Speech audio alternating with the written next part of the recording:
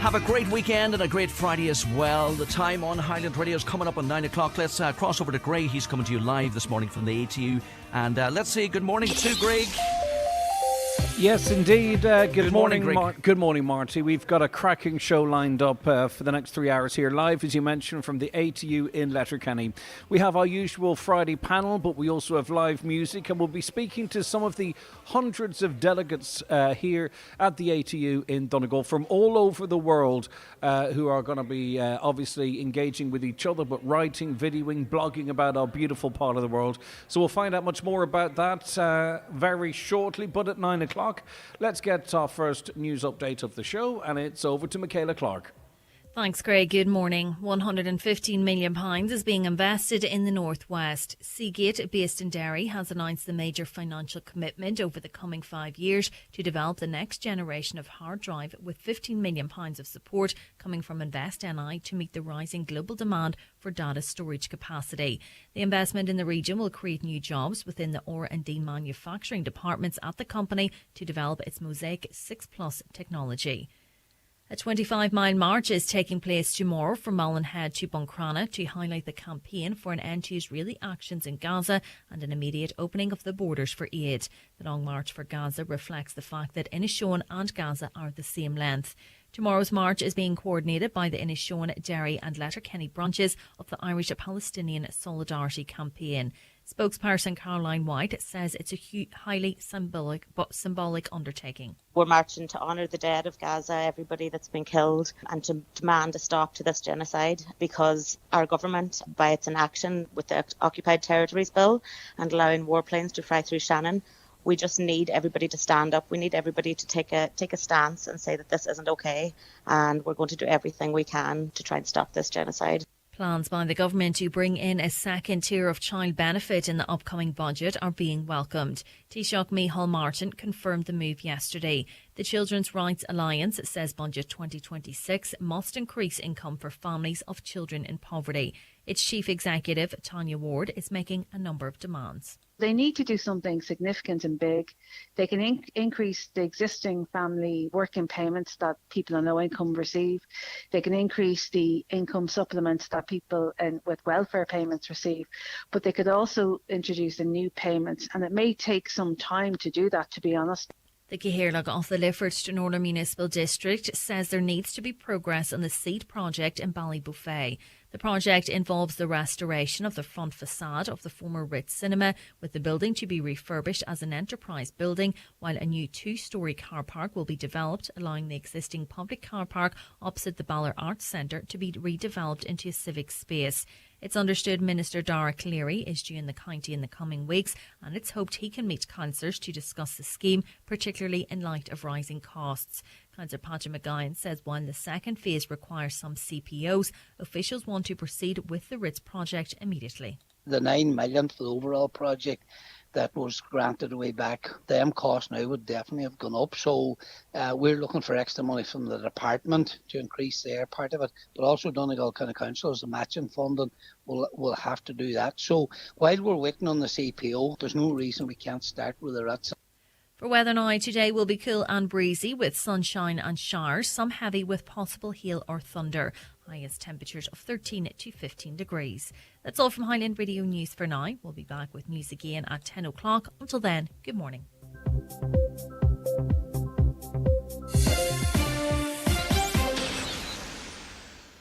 Batch cooking never used to be a thing, but makes so much sense.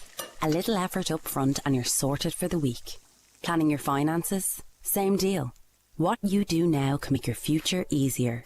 So visit the AIB Life Hub in your AIB mobile banking app for all the information and ingredients you need on investments, protection and pensions.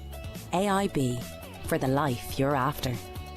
Allied Irish Banks plc is tied to AIB Life for life and pensions business. Allied Irish Banks plc is regulated by the Central Bank of Ireland. Sale Assurance DAC trading as AIB Life is regulated by the Central Bank of Ireland. Allied Irish Banks plc is a 50% holding in Sale Assurance DAC. And now, it's time for the talk of the Northwest. The 9 to Noon Show with Greg Hughes on Highland Radio. Yes, indeed. Hello and a very good morning. You're very welcome along to the 9 till noon show here on Highland Radio with me, Greg Hughes. It is 4 minutes past 9 on this Friday, September the 12th. And for the most part, it's business as usual. But a special element of this show is we are broadcasting live from the ATU here in Donegal. It's part of the TBEX Europe 2025 conference. And we'll learn more about the conference in a moment or over the next 3 hours. I suppose it's about delegates from all over the world, influencers, bloggers, however they might describe themselves, getting together, sharing their ideas, sharing their thoughts. But whilst here, they'll be all over the region, you know, capturing video, capturing words, and hopefully spreading the message of how beautiful our county is right across the world. Okay, we're going to dedicate the first hour, though, to the Firday panel. I should mention as well, by the way, that Deputy Catherine Connolly, she's going to be in studio after 10 o'clock as part of her presidential campaign. She's up in Donegal. She's been on the campaign trail forever, it would seem. Her name has been the name on the ballot for really quite some time. But we'll get to know Catherine Connolly a little bit more. Of course, if there's any questions, feel free to get in touch with us, and I'll try and get a sample of them to her over the course of that interview. Our Friday panel this morning, Seamus McDade of Football Special, the Managing Director of Football Special. Seamus, good morning to you. Morning, Greg. Did you study here at all? No? No. So it's not some sort of a return or anything like that? No. Okay, we also have Emma Gova, the wee Donegal mammy. Good morning to you, Emma. Good morning, Greg, and good morning to all the listeners. Thank you so much for joining us. And we also have Fianna Fáil Senator Niall Blaney. Hi, Niall. Hi, Greg. How are you getting on? How are you, I suppose, after the Fianna Fáil selection of its candidate? There were some national journalists doing a spreadsheet, and your name stood out as supporting Bertie Ahern. His name, as it turns out, wasn't really available to back. What's your reflections on that whole process now, a couple of days on? Well, I suppose it took up the airlines or the areas over the last probably a week or more. But the important thing was that we had a contest. We all got to our views, and I'm a great supporter of democracy.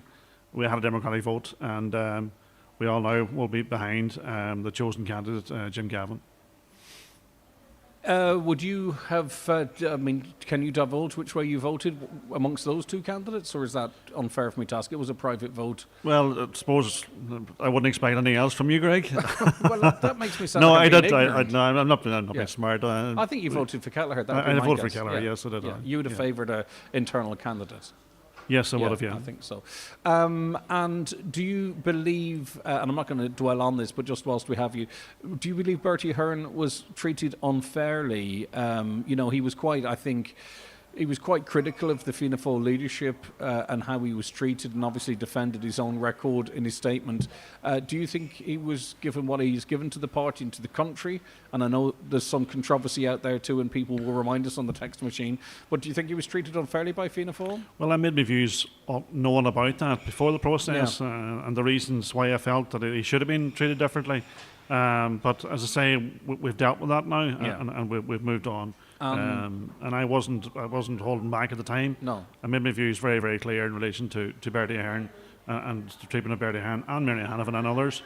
But we have dealt with that now in a democratic way, and we're moving forward. And one final question then in relation to all of that.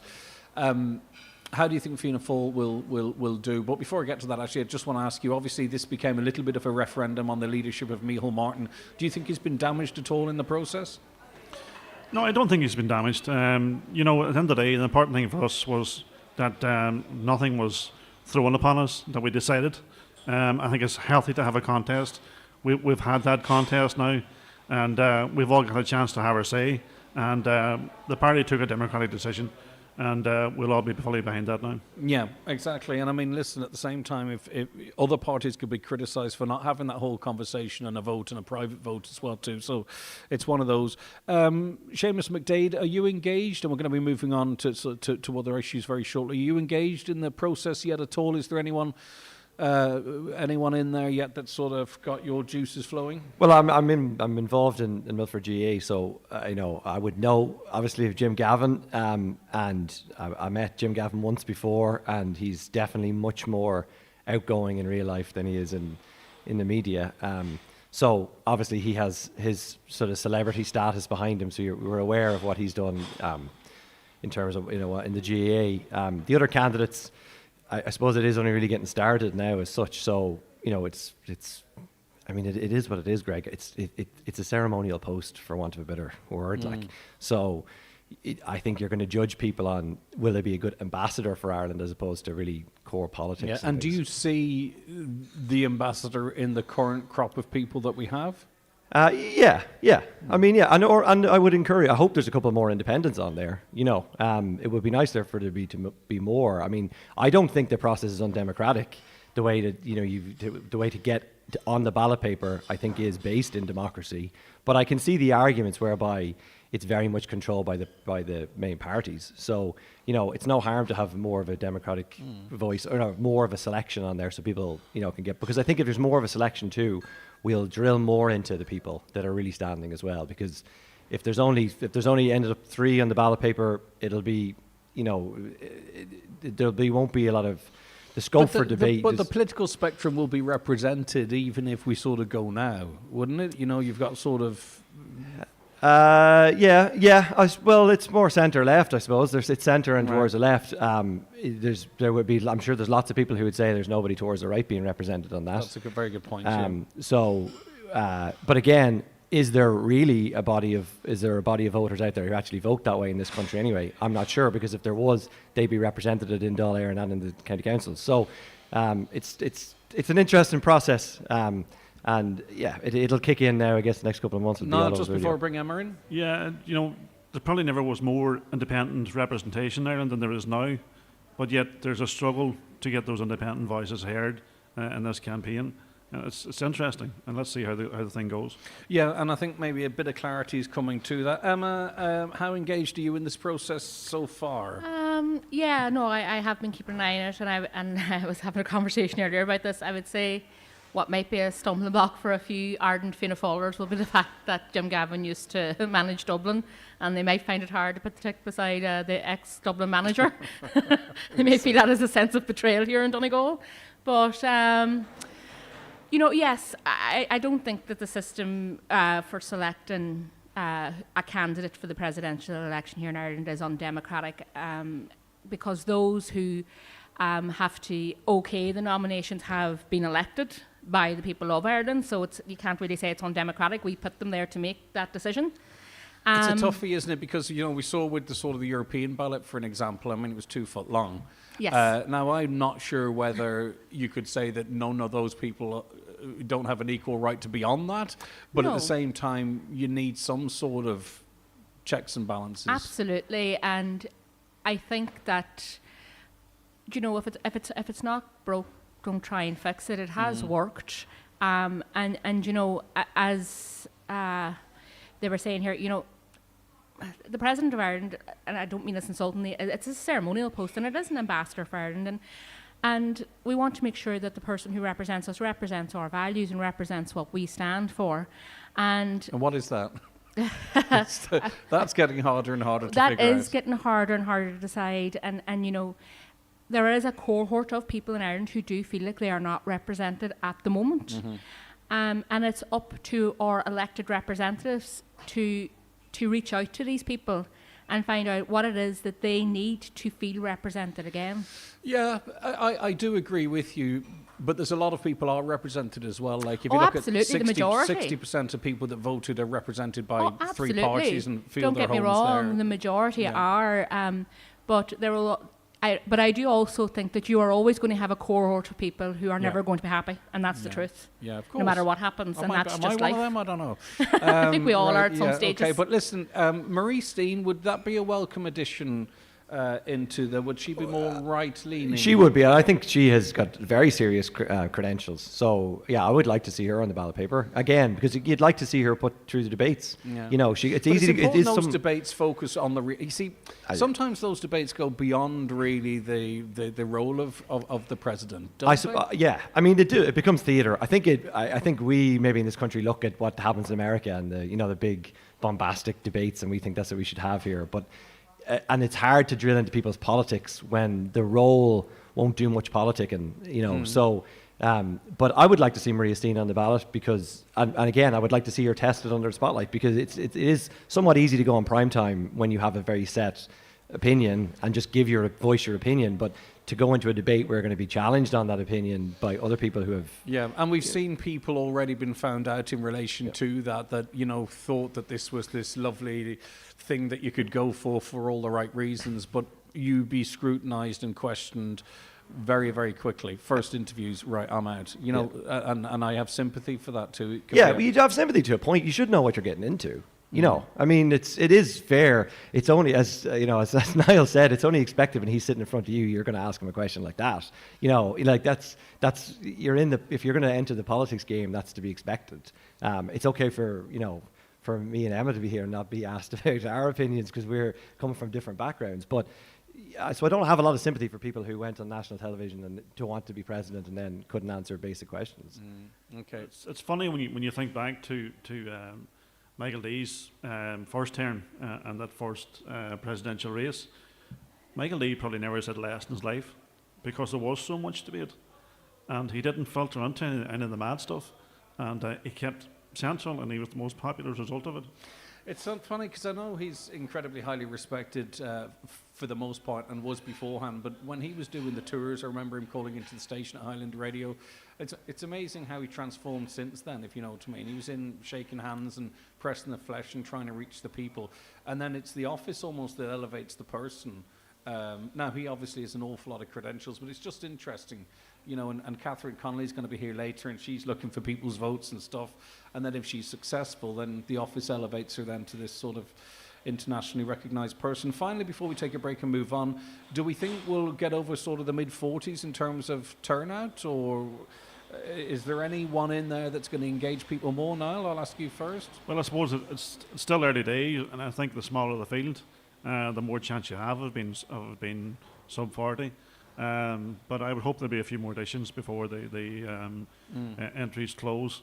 And it'd be disappointing if it's below 40, but you just never know. What do you think, Emma?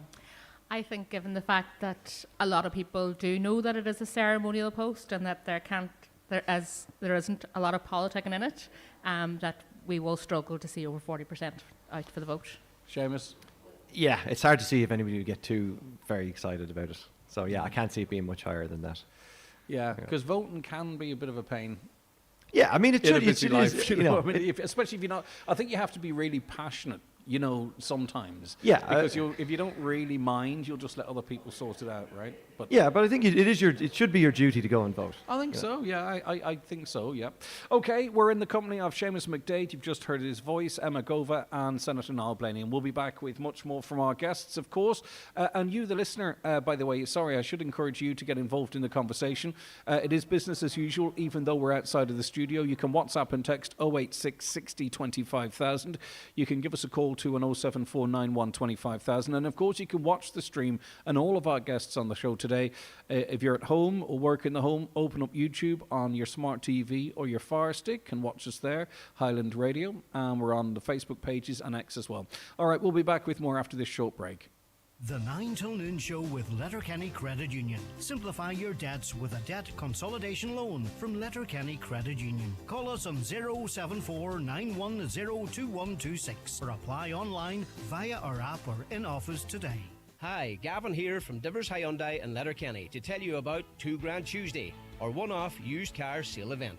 This Tuesday, September 16th, all used cars at Divers will have $2,000 off the listed prices online. Yes, $2 grand off every car for one day only. No gimmicks, no games, no joke.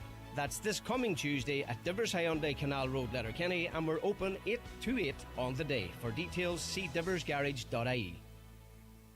Attention students, TFI Local Link bus services available nationwide can connect you to a wide range of colleges all year round. Save up to 50% on cash fares when you use your TFI Young Adult or Student Leap Card. For route and timetable information, visit transportforireland.ie. We're Transport for Ireland. We're transport for you. Finn Harps are back in FAI Cup action this Friday evening. The Ballybuffet side will host Cork City at the quarter-final stage, and if you can't make it to Finn Park for the big game, you can tune in Highlands Way. We'll have full match commentary on air and online at highlandradio.com from 7:40pm this Friday evening. Finn Harps on Highland in association with B&S Credit Union Ballybuffet, where their Renovate loan and vacant property loan can help you turn dreams into reality. Flexible lending with personal service. Visit bnscu.ie or free phone 1800 290 390. B&S Credit Union Limited is regulated by the Central Bank of Ireland. Free inside this week's Irish Farmers Journal, your essential guide to the ploughing 2025. Our bumper 80-page supplement has everything you need: exhibitor listings, site map, event programs, and where to park. Don't miss your free guide to the ploughing 2025, only inside this week's Irish Farmers Journal. You cannot afford to miss it. Today's show is coming to you live from the TBEX Conference, Letterkenny, in association with Go Visit Letterkenny, your perfect base to explore all that Donegal has to offer. Great stays, food, nightlife and family fun, right in the heart of Donegal. Okay, Ireland Radio Time Checks brought to you by AirGrid, the operator and developer of Ireland's electricity grid. AirGrid, powering up communities, powering up Ireland. The time is... sorry about that. The time now is 9:20. Before we move on, a few people asking, why do we need a president at all? And this is an obvious, point people put out there, that the money might be better spent elsewhere. But everyone needs heads of states, don't they, Emma? Yes, and what I would say is, here comes out the patriot in me now. Men fought and died for our right to have our own head of state so that we would not be ruled by the Crown in England. They died for our right, for us to be represented at the world stage. And I take that very seriously. Seamus, do you put much weight in the argument, we don't need it, it's ceremonial, spend the money elsewhere? But where does that money go, if the truth be told? It's not really... Yeah, it is. Yeah, I mean, I agree with the I don't know how much it costs, but in the grand scheme of what the government spends, it can't be a huge chunk. We do have a head of state in the Taoiseach, so I don't think we really need a second head of state. So I'm not entirely sure I'm not sure I understand exactly what the role of the president is, and I definitely think it's overpaid, for what it's worth. I said that 7 years ago when there was a big debate about it, because if it's such an honour to do it, would people not be doing it for free? So I'd like to put that to the four candidates and see what they say. How many of them would do it for free, Niall? I mean, it's an important role, though, isn't it? It is an important role. Think back to I suppose Mary McAleese's time and even Mary Robbins' time and how they represented us in the world stage, but also in Mary McAleese's time, what her and her husband done for the peace process, in bridging that gap between unionism and the South. And I think there's a really important role there still to be played in the Northern context, but moreover, on the world stage. You need a friendly face to be able to go to the States and say, Ireland, we're still here. We're still at this, and that's good relationship we've had over many years. And it's not just even about dealing with an uncomfortable pressing in the States at the minute. There are many other levers in the States that need pressing and make sure that come the next time, when the next president comes along, because our cycle's small, that our relations are still intact. Relationships are massive in politics, and that's the most important role that they play. Yeah, okay. Sorry, go ahead. Yeah. I just, like Mary McAleese was president, everybody acknowledges that she did a great job. But if Mary McAleese was still living in Belfast, she wouldn't have a vote in this election. So, there's a fundamental problem that's wrong with the state. And we all think that Mary McAleese was wonderful that we had a northern person involved in the Irish Neutron.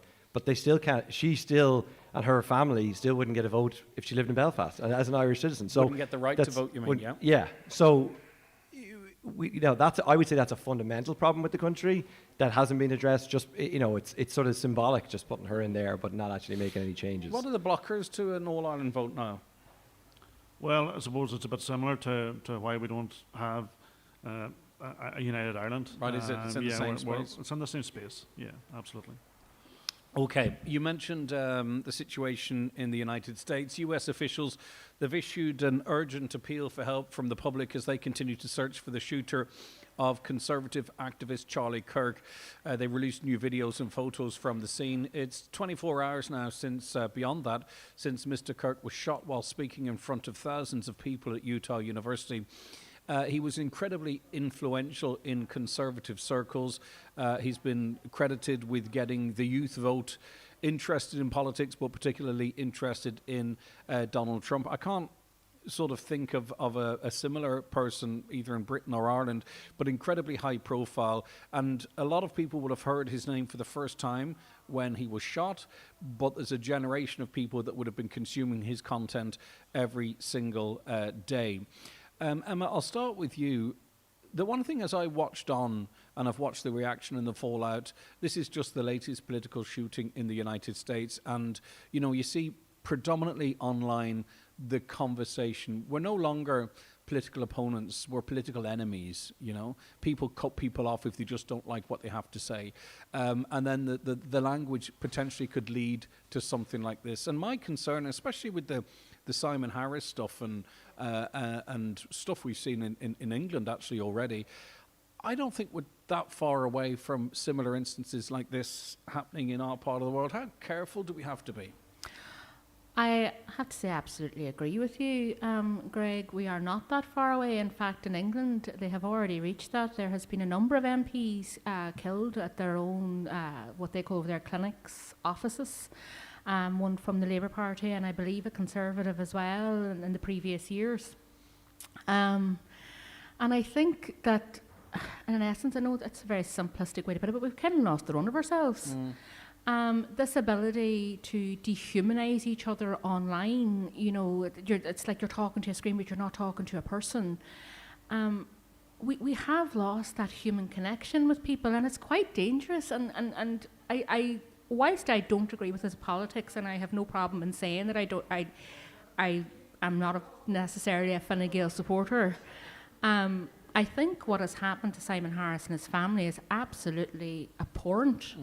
But even having to stick that caveat in there, is that not part of the problem? And that is part of the problem. Because it shouldn't really matter whether you agree or disagree with him. Oh, no, absolutely. Yeah. And we see that, I mean, I don't know, you know, I see a lot of things about encouraging women to go into politics. And I'm talking as a woman about going into politics. And I can't think of anything I would like to do less, to be quite honest with you. And I mean that with all respect now. Because even if you're not a politician, but you speak out and you seem to have a political opinion. I mean, I seen this last year during the election with me specifically, even though I wasn't running for election, but because I gave an opinion about disability services and healthcare services, it became about how I looked, what I wore, my makeup, my weight. It became about all of that instead of the point I was actually making about disability services and lack of respite services and how carers are on their absolute knees in Ireland. And it was around the time that Simon Harris didn't show up on the main street in Letterkenny. And a video was taken of me without my consent and put online. And now the person who took it meant it they did not mean it in a mean way. I must say that they put it up to show support for those with disabilities and carers. But then you had those who come out who maybe said, oh, she's married to somebody who's foreign. And then all of a sudden it became about what I looked like, what I wore, my weight. Was I left-leaning or right-leaning? And then somebody else saying, well, actually, she's staunchly pro-life. She hates women. And so what I'm saying is it's so divisive now. Within the space of so many hours, I have become a left-leaning hippie who was for open borders and no control in Ireland, which I'm absolutely not, and I have to stick that caveat into, to she's completely right-wing and she's conservative because I heard she's pro-life.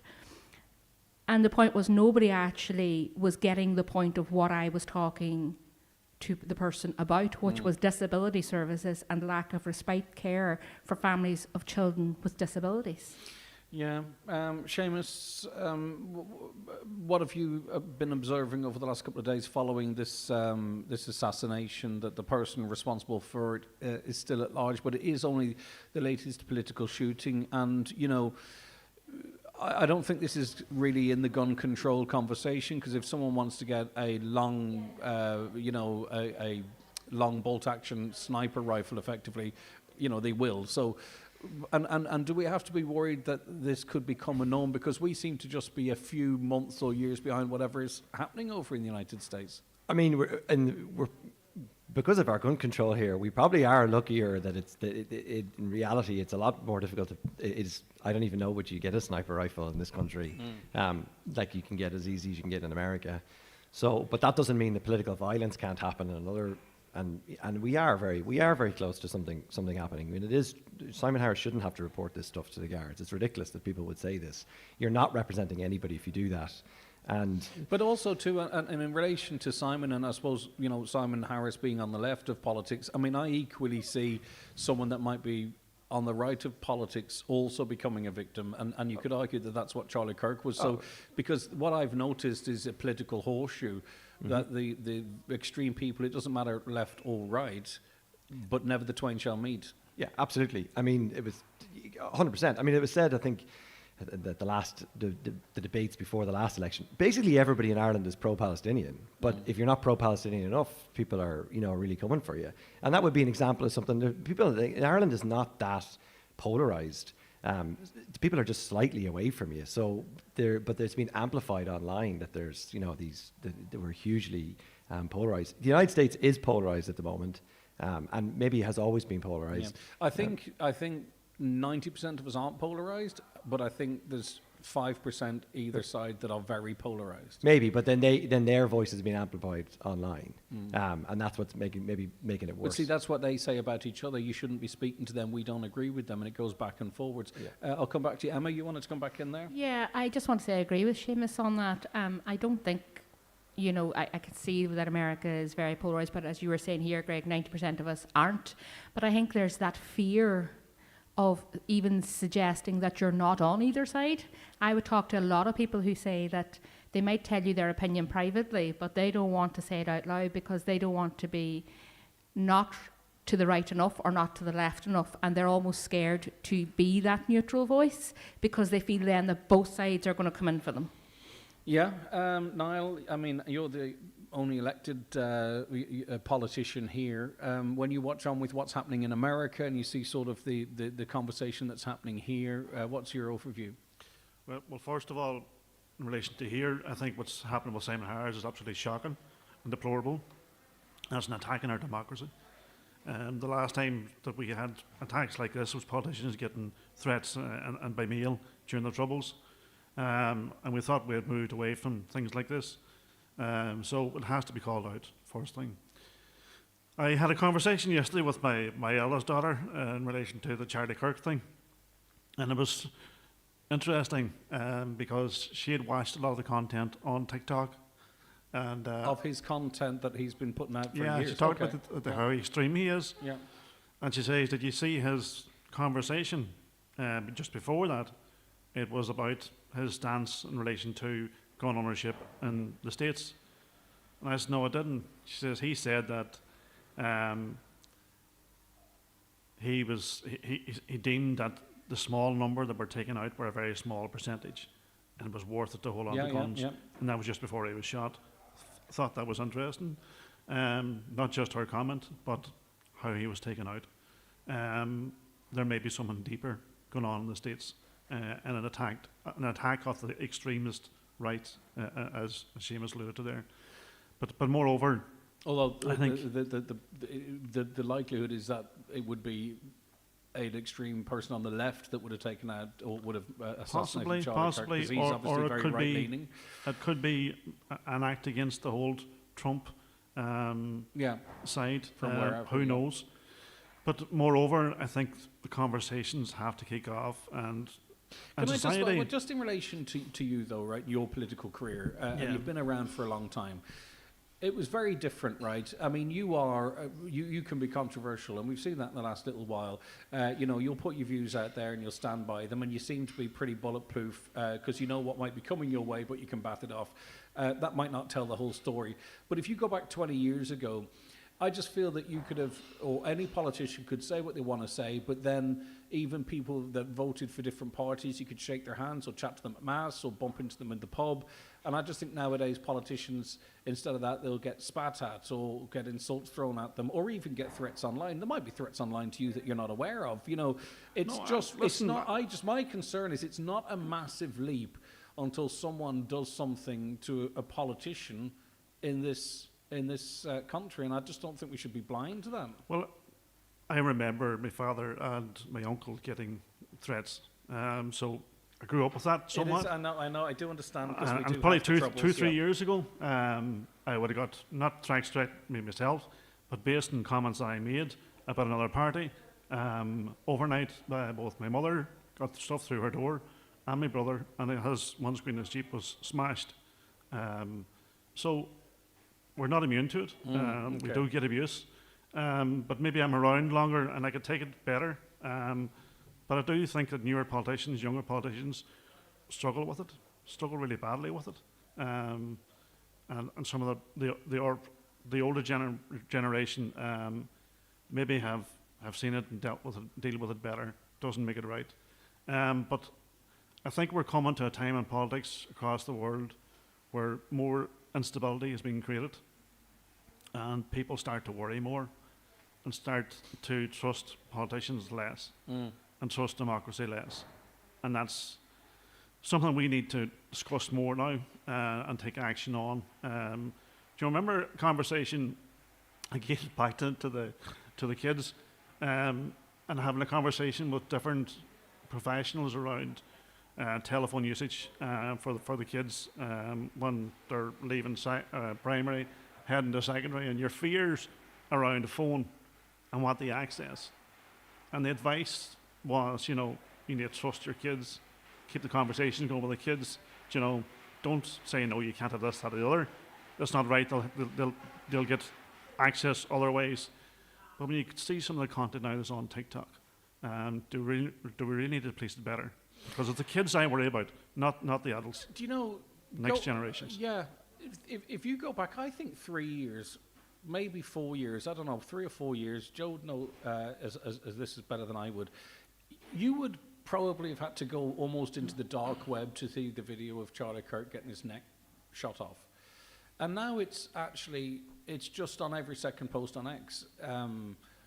Freeze framed. I know even too, obviously, because the mainstream media are trying to catch up, that the only thing they didn't show on CNBC, or CNN, sorry, was the actual impact of the shot. They showed the lead up to it, froze it, and then him slumped, and they did a bit of AI work on the blood that was coming from him. Mm-hmm.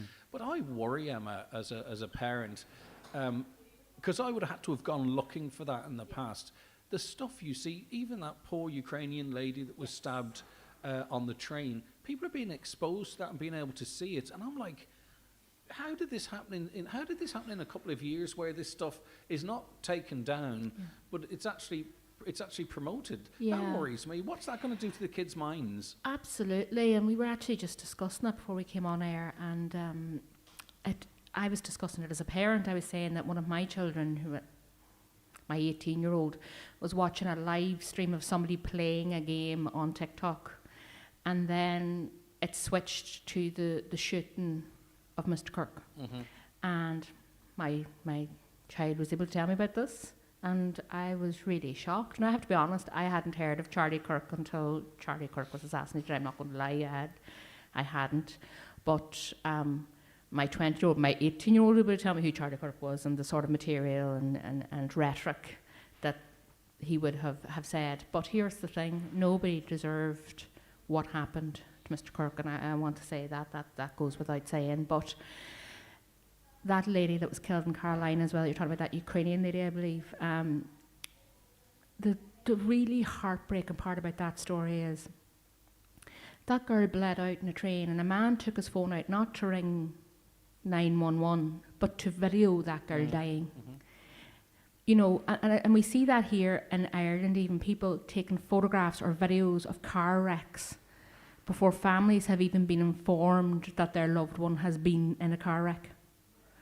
We've seen it with maybe speculation around when somebody passes away or dies due to a tragedy or things like that, and people speculate online. People are rushing to get the interactions before absolutely, to get the help, and it's about the likes and the clicks and the shares, and I think it does dehumanise us. And Commission the Man here in Ireland brought out a code to protect adults and children from harmful content. Yeah. And it needs to be enforced. It can't be. See, that's a load of nonsense. But the Not thing what is, you're saying, no. The code is. But a the load thing of nonsense. is, we also have a duty as parents. Because up until my two eldest became adults, there was a rule in our house that if you had a mobile phone, the day I lifted your mobile phone and I didn't need to know the code to get into your phone was gone. If you changed your PIN or your password, your phone was gone. And if your history was wiped, your phone was gone. Because at the end of the day, we can have commission demand, we can have all of these codes of practices and everything else, but we also have a duty of obligation and responsibility as parents to ensure that we know what our children are watching online. Yeah, and even though if you think you're over your children's shoulder, the way videos are delivered, in cycles, whatever they watched 6 videos ago, you don't know, right? So that's what's scary. I mean, I winced the first time I saw that video, and by the third or fourth time, Seamus, I didn't. I would never have been exposed to that before. I'd avoided it, and I'm thinking that's me. I'm old as F, right? And I kind of became desensitized to it and was able to sort of go, oh, right, this, that, and that. And I'm just thinking if young people are being reared, with the kind of language and rhetoric that's out there, and then sort of the loss of a life being equal to a cat video almost in terms of its exposure, geez, it's worrying. Yeah, it's incredible, but you're right. It's desensitizing ourselves to the precious death, human life that it's the same. I watched a video not so long ago, the journalists being killed in Gaza. You could the wreckage of the video was enough. The wreckage of the building was enough for me to know that people were killed in there. To then see a video of them their actual lifeless bodies there, it is desensitizing to the poor people who've passed away. And I think have all just accepted that big tech can't do anything about this, but they're choosing to not do anything about this. It would be difficult for them to police it, but if all of those videos are on X because that is what free speech is. I don't know about that. That's the ethos of Elon Musk. I don't believe that to be the case, but that's what he believes to be the case. That is he's taken what used to be the underground 4chan or something and made a worldwide platform out of it. But I don't know if that was fundamentally his belief, then he would just allow absolutely everything. He would have zero censorship. The only thing that's not on it is child abuse imagery. Everything else is there. Yeah, well, I mean, we'll take it that that's his belief, but then the regulator can step in and say, no, it's unregulatable. It's not. You can't regulate it. You can't. Well, if every pub in Ireland can regulate that an 18-year-old has to get served, how can he, as the richest man in the history of the world, not regulate? Because I can virtually drink in a pub based in France, and you can do nothing about it. You can put guardrails up to make it more difficult. Go on, Emma. As a mother of 4, I can tell you, like literally one of the codes from Commission to Man is age regulation. And what that basically means is if a child between the age of 10 and upwards clicks on and then says, are you over the age of 13? Yes, I am. Click the squares that have a robot in them or a traffic light. Well, that's it. You are a human. How do you regulate that? You can't regulate that. And the truth is the biggest resistors to age verification and content filtering are adults who don't want to give their driving license or they don't want to give a credit card to these companies. It's not kids or people who care for kids. It's adults that don't want to have to give up their anonymity. They don't want to have to give big tech any of their details. And that's the only way to actually police it. But, it's the rank and file adults now that are the biggest blockers to this. That's the big uproar in Britain at the moment. It's not children saying, oh, we're safe. It's adults going, I can't get onto Pornhub without giving my driving license. This is a disgrace. Yeah, and all these conversations are great, Greg, and I think the more we have of them, not just in Ireland, but in Europe as well, and the more we all stand together at a time of such turmoil, I think that's where it needs to get to, because we can't do all these things on our own.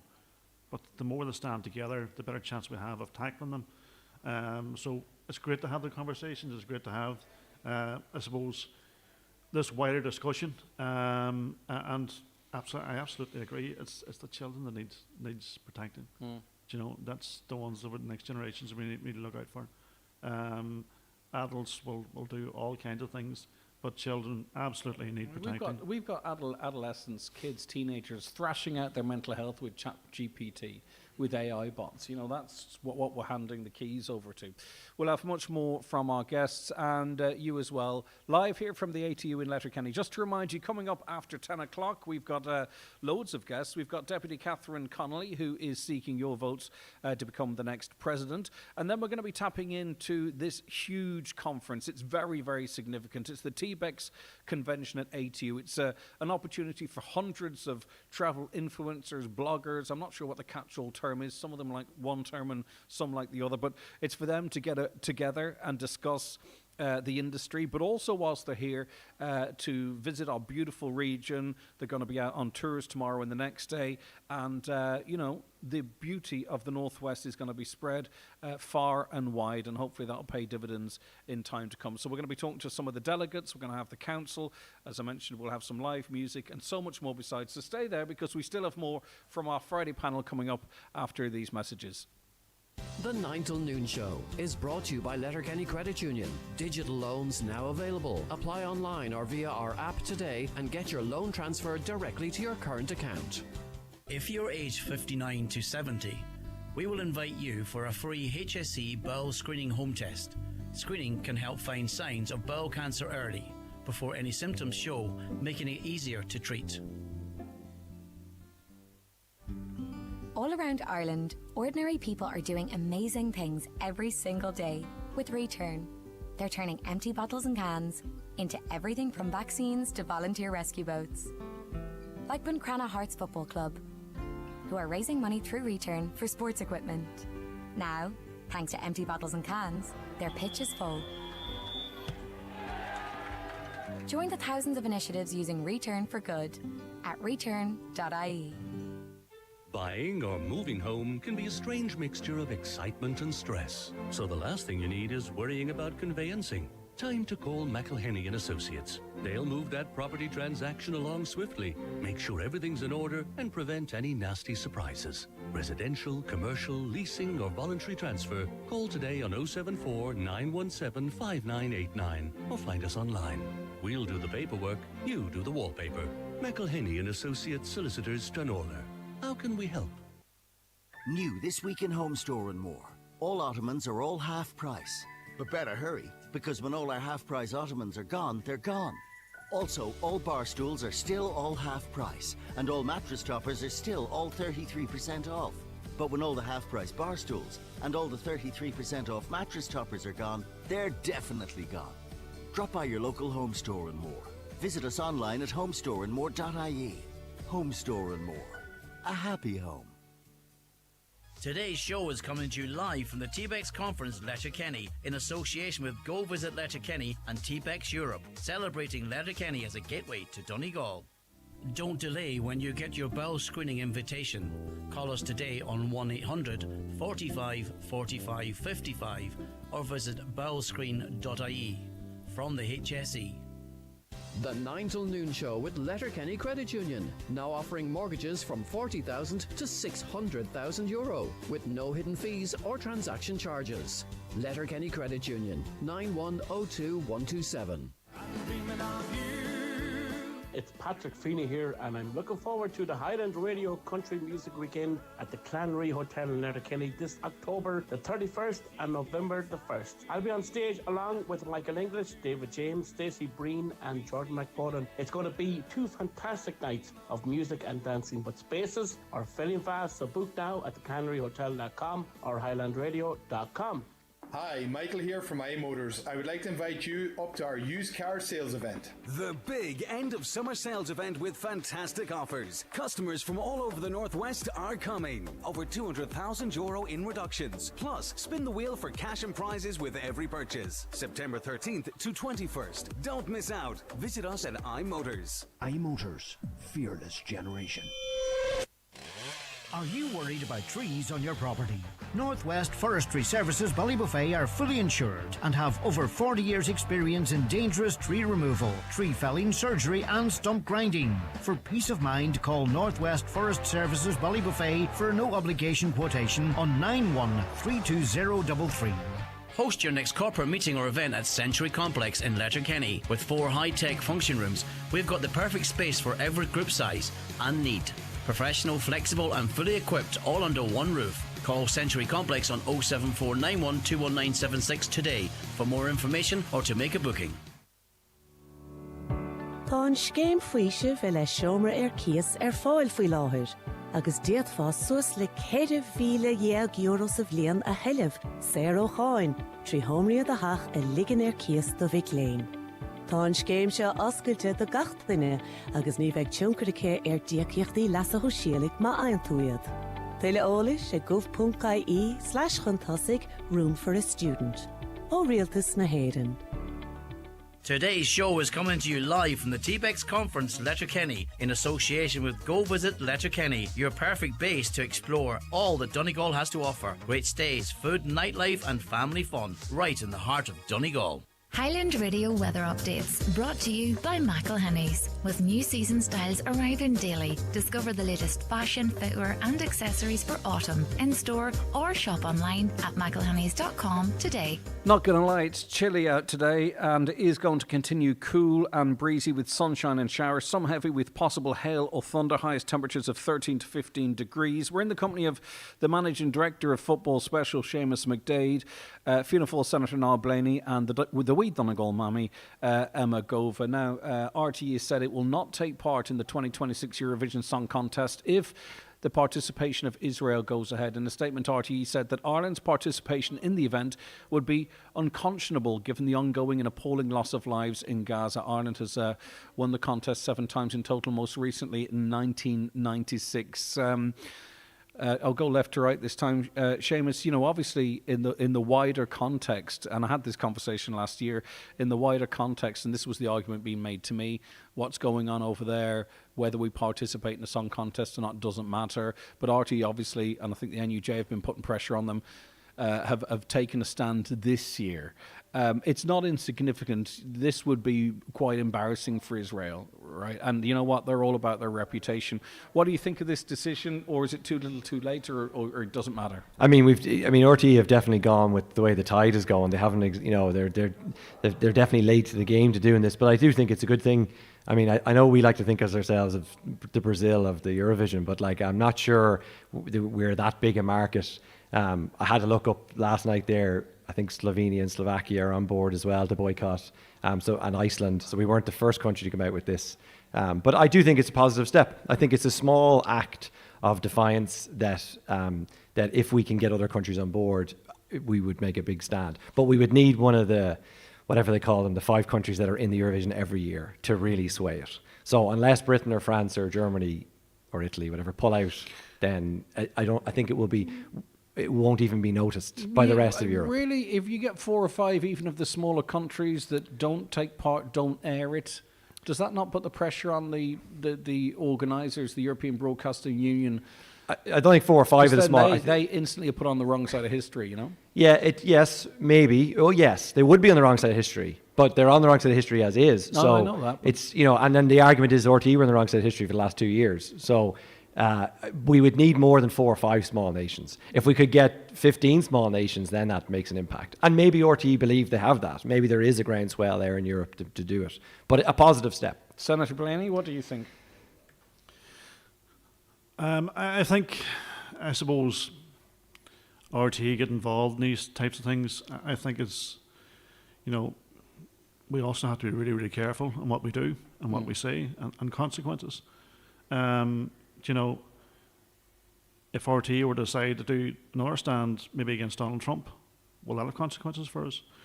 There are already a number of thousands of jobs gone on the East Coast this year because Jewish backers pulled out of companies because of Ireland's position. And it's not that none of us condone what's going on over there. Do we really, as individuals or a company like RTE that's meant to be independent of all this, have any impact? I don't think they do, and it'd be funny at this point. Of course. You know, we are a global economy. And I heard one of the opposition talking last night on Sky News in the UK in relation to Keir Starmer after the resignation or the pulling down of their ambassador to Washington, Mandelson.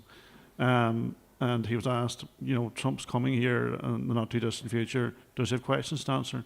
His reply was, that's a matter for the United States. We have to watch our own fires at home. And sometimes I think it's for our politicians to work with Europe. But just in relation relation to sanctions, and just finish the point. Okay. I think the sanctions are what will hit Israel. But it's important that we stand together with others and act with others. Yeah. We have to protect our own people, our jobs, and our economy, number one. Yeah, I mean, but at the end of the day, we don't want to look back in history, do we, and say we didn't take any measures that we could have taken because we're, an open, exposed economy and we're afraid of upsetting Jewish/Israeli people, though. I'll say two things about that. We are taking action collectively with Europe. We are democracy. We're working in diplomatic terms with Europe. Very major sanctions have been taken. More wool, which is impacting Israel, which is impacting Russia. But again, we have to put weight in politicians. We elect them to do a job, but we have to work collectively, smartly. And the other point I'd make to you is this, the most important one. We always talk about being a neutral country. Those that maybe are most vociferous about Palestine, with those that would say we need to be neutral.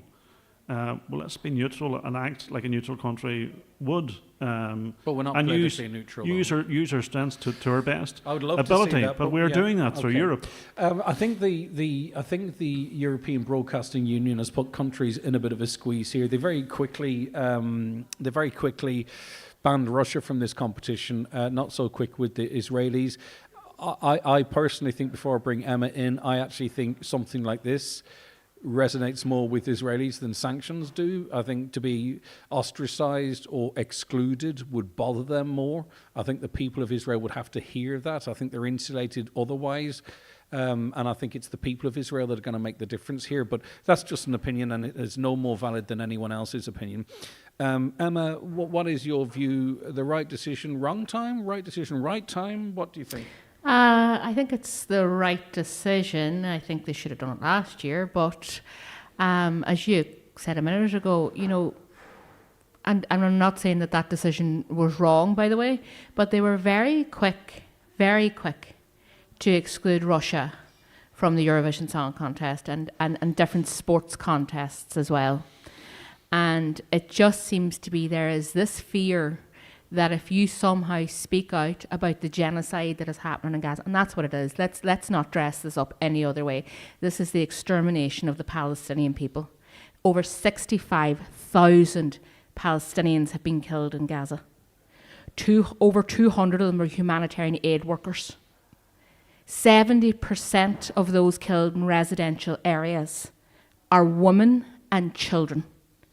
80% of the casualties who have been killed are civilians.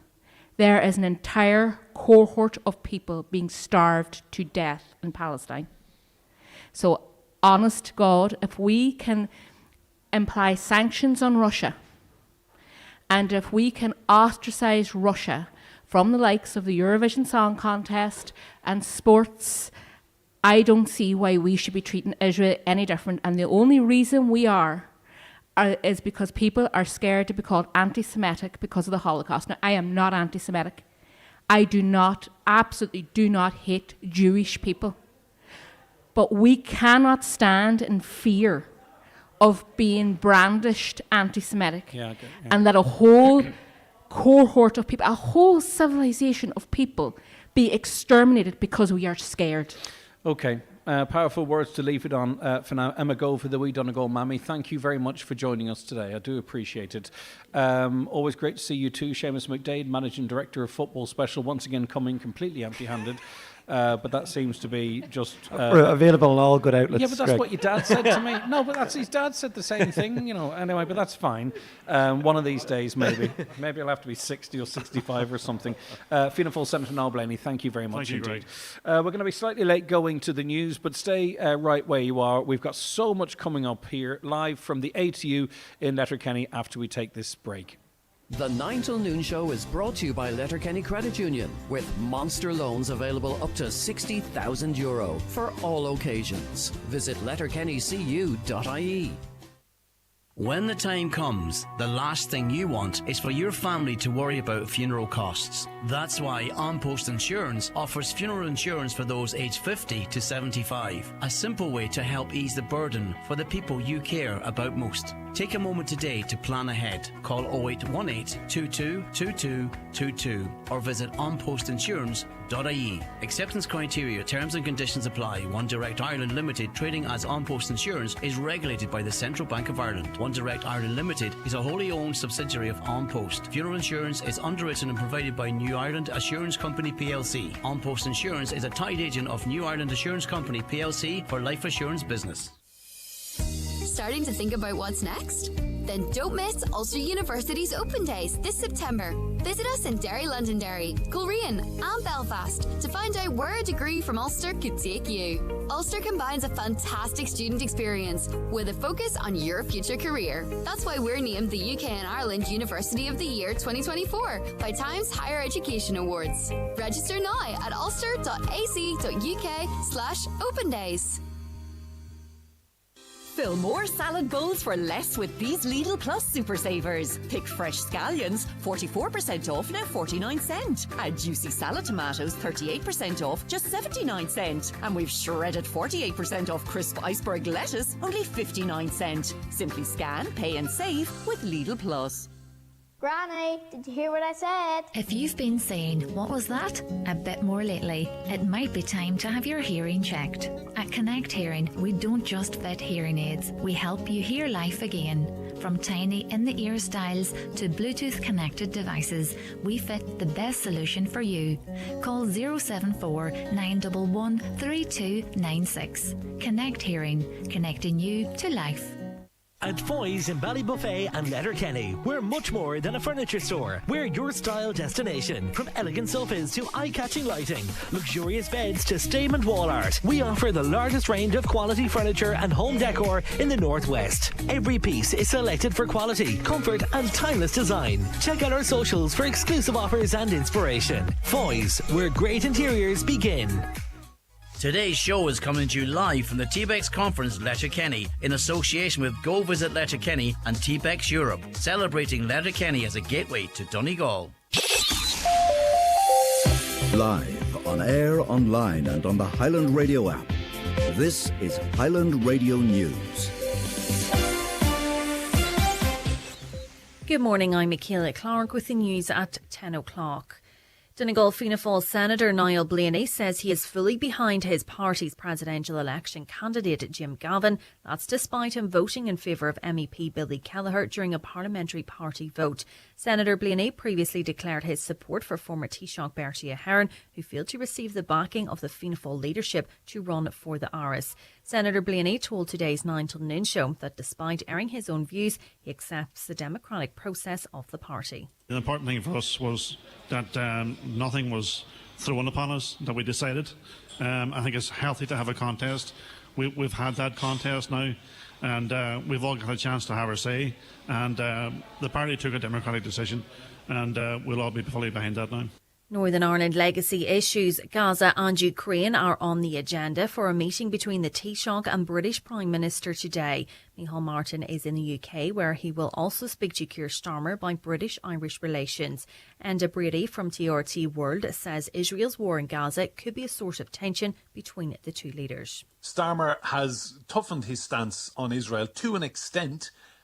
He is constantly calling, obviously, for the hostages to be released, but he is not in line with other European leaders. I mean, you see Pedro Sanchez of Spain has been very, very vocal about what Israel has been doing. The Taoiseach also.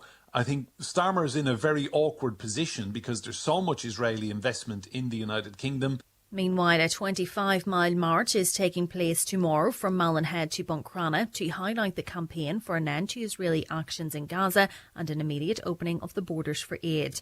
The Long March for Gaza reflects the fact that Inishowen and Gaza are the same length, but that's where the similarities end. In terms of total area, Inishowen is more than twice the size of Gaza, but has a population of just over 40,500, while Gaza's population stands at 2.1 million. Tomorrow's march is being coordinated by the Inishowen, Derry and Letterkenny branches of the Irish-Palestinian Solidarity Campaign. Spokesperson Caroline White says it's a highly symbolic undertaking. We're marching to honour the dead of Gaza, everybody that's been killed, and to demand a stop to this genocide, because our government, by its inaction with the Occupied Territories Bill and allowing warplanes to fly through Shannon, we just need everybody to stand up. We need everybody to take a stance and say that this isn't okay, and we're going to do everything we can to try and stop this genocide. The Cahirlog of the Lifford Stranorla Municipal District says there needs to be progress on the SEED project in Ballybuffet. The project involves the restoration of the front facade of the former Ritz Cinema, with the building to be refurbished as an enterprise building, while a new 2-storey car park will be developed, allowing the existing public car park opposite the Ballard Arts Centre to be redeveloped into a civic space. It's understood Minister Dara Cleary is due in the county in the coming weeks, and it's hoped he can meet councillors to discuss the scheme, particularly in light of rising costs. Councillor Patrick McGuyan says while the second phase requires some CPOs, officials want to proceed with the Ritz project immediately. The 9 million for the overall project that was granted way back, them costs now would definitely have gone up. So we're looking for extra money from the department to increase their part of it, but also Donegal County Council as the matching funding will have to do that. So while we're waiting on the CPO, there's no reason we can't start with the Ritz. Donegal is to receive almost €130,000 in CLAR funding. 2 volunteer-led organisations are to benefit from the funding announced by Minister Dara Cleary today. Drumrowan Development CLG has been allocated just under €45,000 to purchase a wheelchair-accessible mobility transport cancer care vehicle, while €83,700 will go to Donegal Mountain Rescue Team to strengthen first responder capability across the county. Donegal Deputy Pat the Cope Gallagher, in welcoming the funding, says both groups will be able to provide practical support for those who need it most. There's been a 21% increase in applications to Ulster University's Derry campus for the current academic year. The North Sea Economy Minister, Kiva Archibald, says the increase in applications demonstrates the city's ability to attract more students and reach the 10,000 student target. A programme of work is already underway to build additional teaching blocks to ensure Derry has the capacity to accommodate that number of students. Weather now today will be cool and breezy with sunshine and showers, some heavy with possible hail or thunder. Highest temperatures of 13 to 15 degrees. That's all from Highland Radio News for now. We'll be back with an update again at 11 o'clock. Until then, you can keep up to date with the latest local news on our website at highlandradio.com. Good morning. The obituary notices for this Friday morning, September the 12th. The death has occurred of Dominic Dommy O'Donnell, Curramone, Ballybuffet. Remains reposing at McCool Funeral Home today and tomorrow from 5 o'clock to 9 o'clock.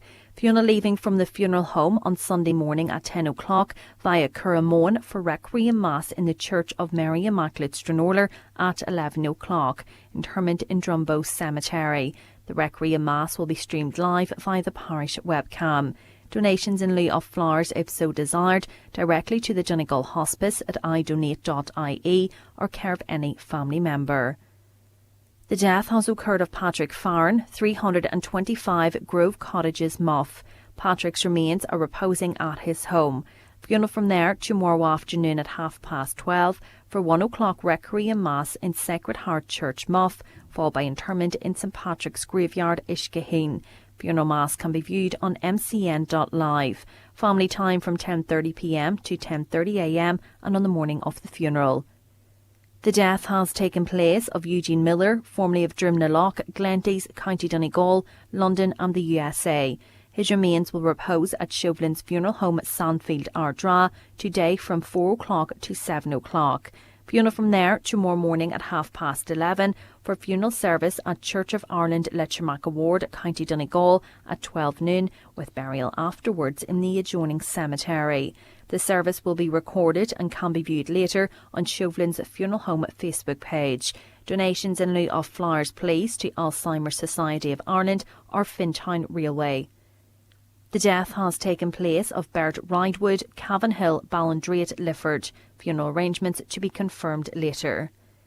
The death has occurred of Ellen Gallagher, née Dennison, Church Road, Carrigart, reposing at her daughter Terry's home, where you're welcome to pay your respects.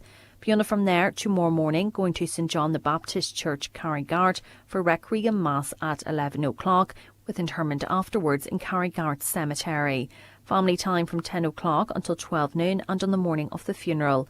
Family flowers only please, donations in lieu if desired, to Friends of Letterkenny University Hospital.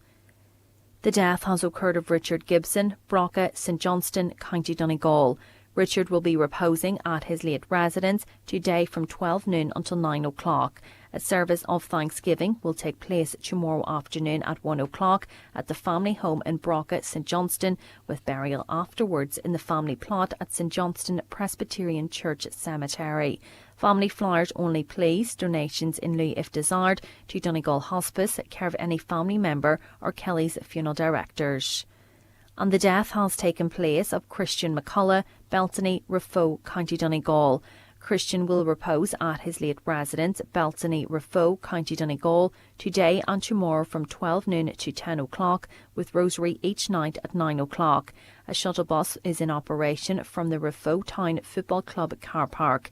The funeral cortege will leave his late residence on Sunday morning at 10:30, travelling to St Junan's Church, Rafo, for 11 o'clock Requiem Mass, followed by burial in the adjoining cemetery. The Mass may be viewed on the Parish of Rafo webcam. Family flowers only please, donations in lieu if desired to the Irish Kidney Renal Support Centre at Beaumont Hospital or St Vincent de Paul, Rafo branch, care of any family member or Kelly's funeral directors. For family information and more details regarding wakes and funerals, please go to highlandradio.com.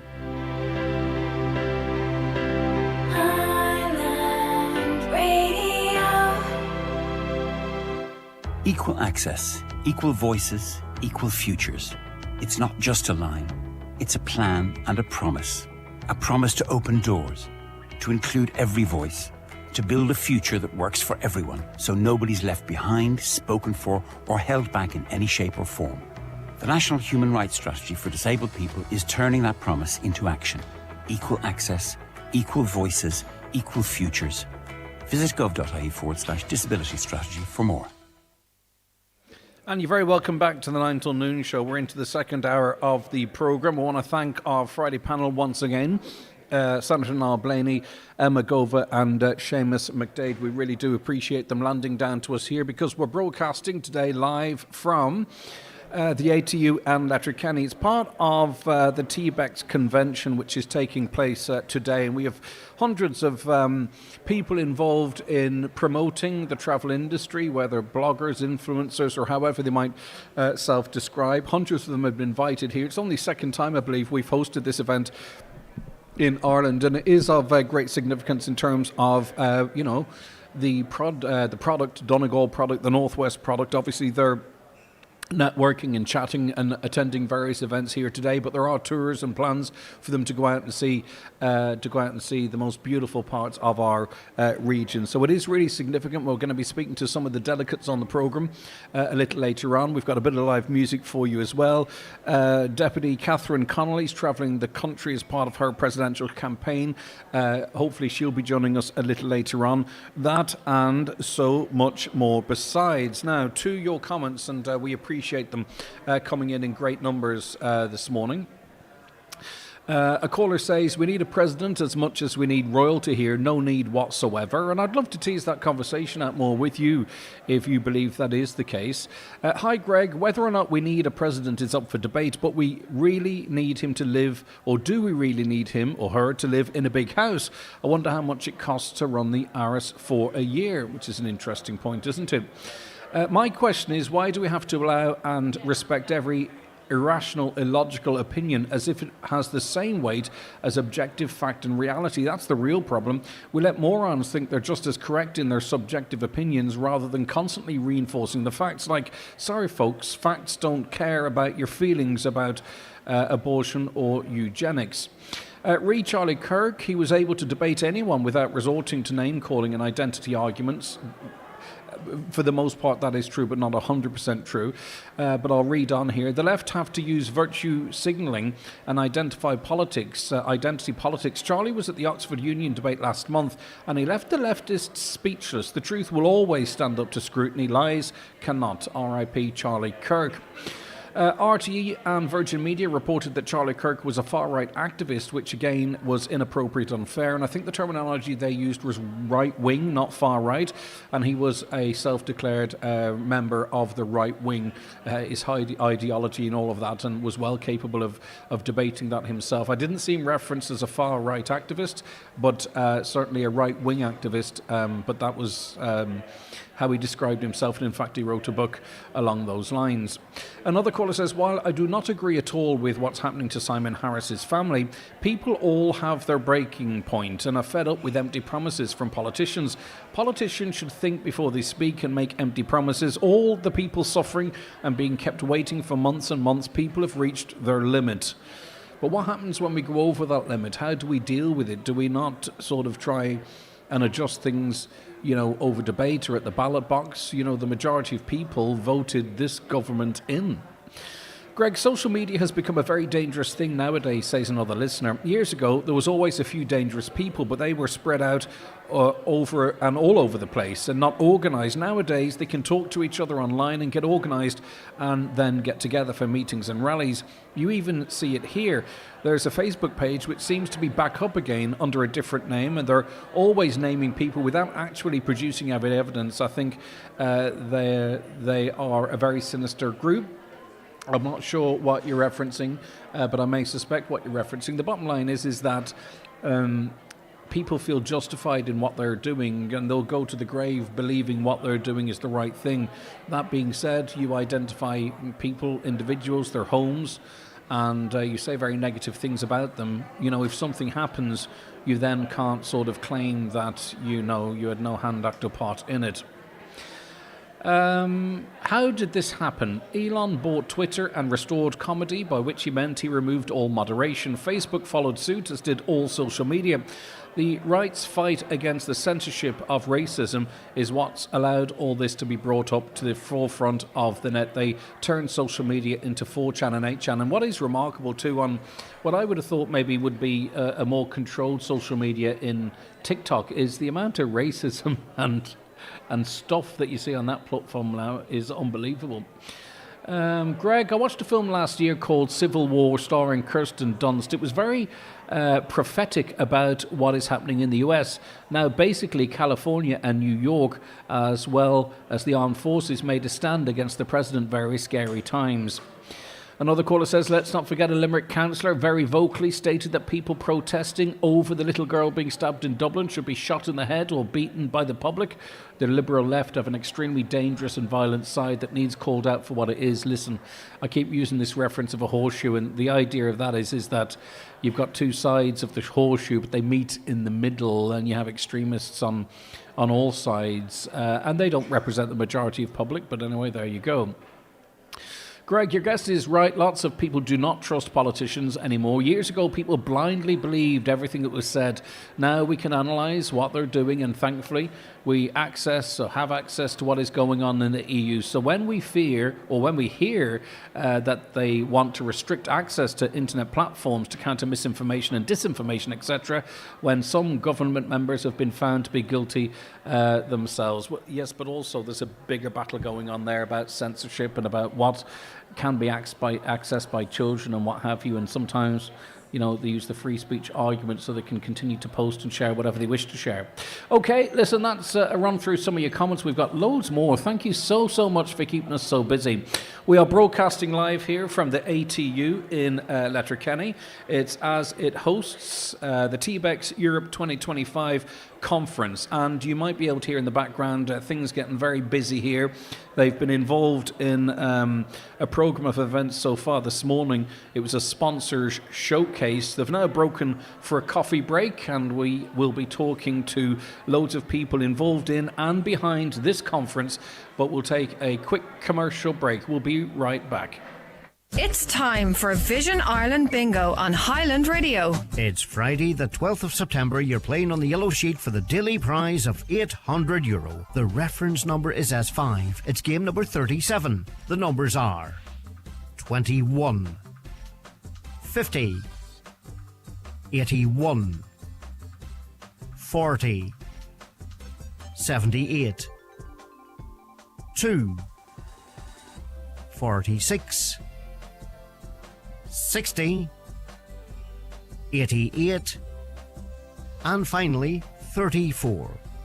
Phone your claim to 910-4833 before midnight, leaving your name, contact number and the name of the shop where you purchased your book, and we'll call you back the next working day. Get all your Vision Ireland Bingo information at highlandradio.com. McGowan Hearing, your audiologist experts, now in Letterkenny, Buncrana and Carndonna. Book your free hearing aid consultation in our clinic or your home across the northwest and beyond with Darren McGowan on 07191 00208. It may not be happening in our country.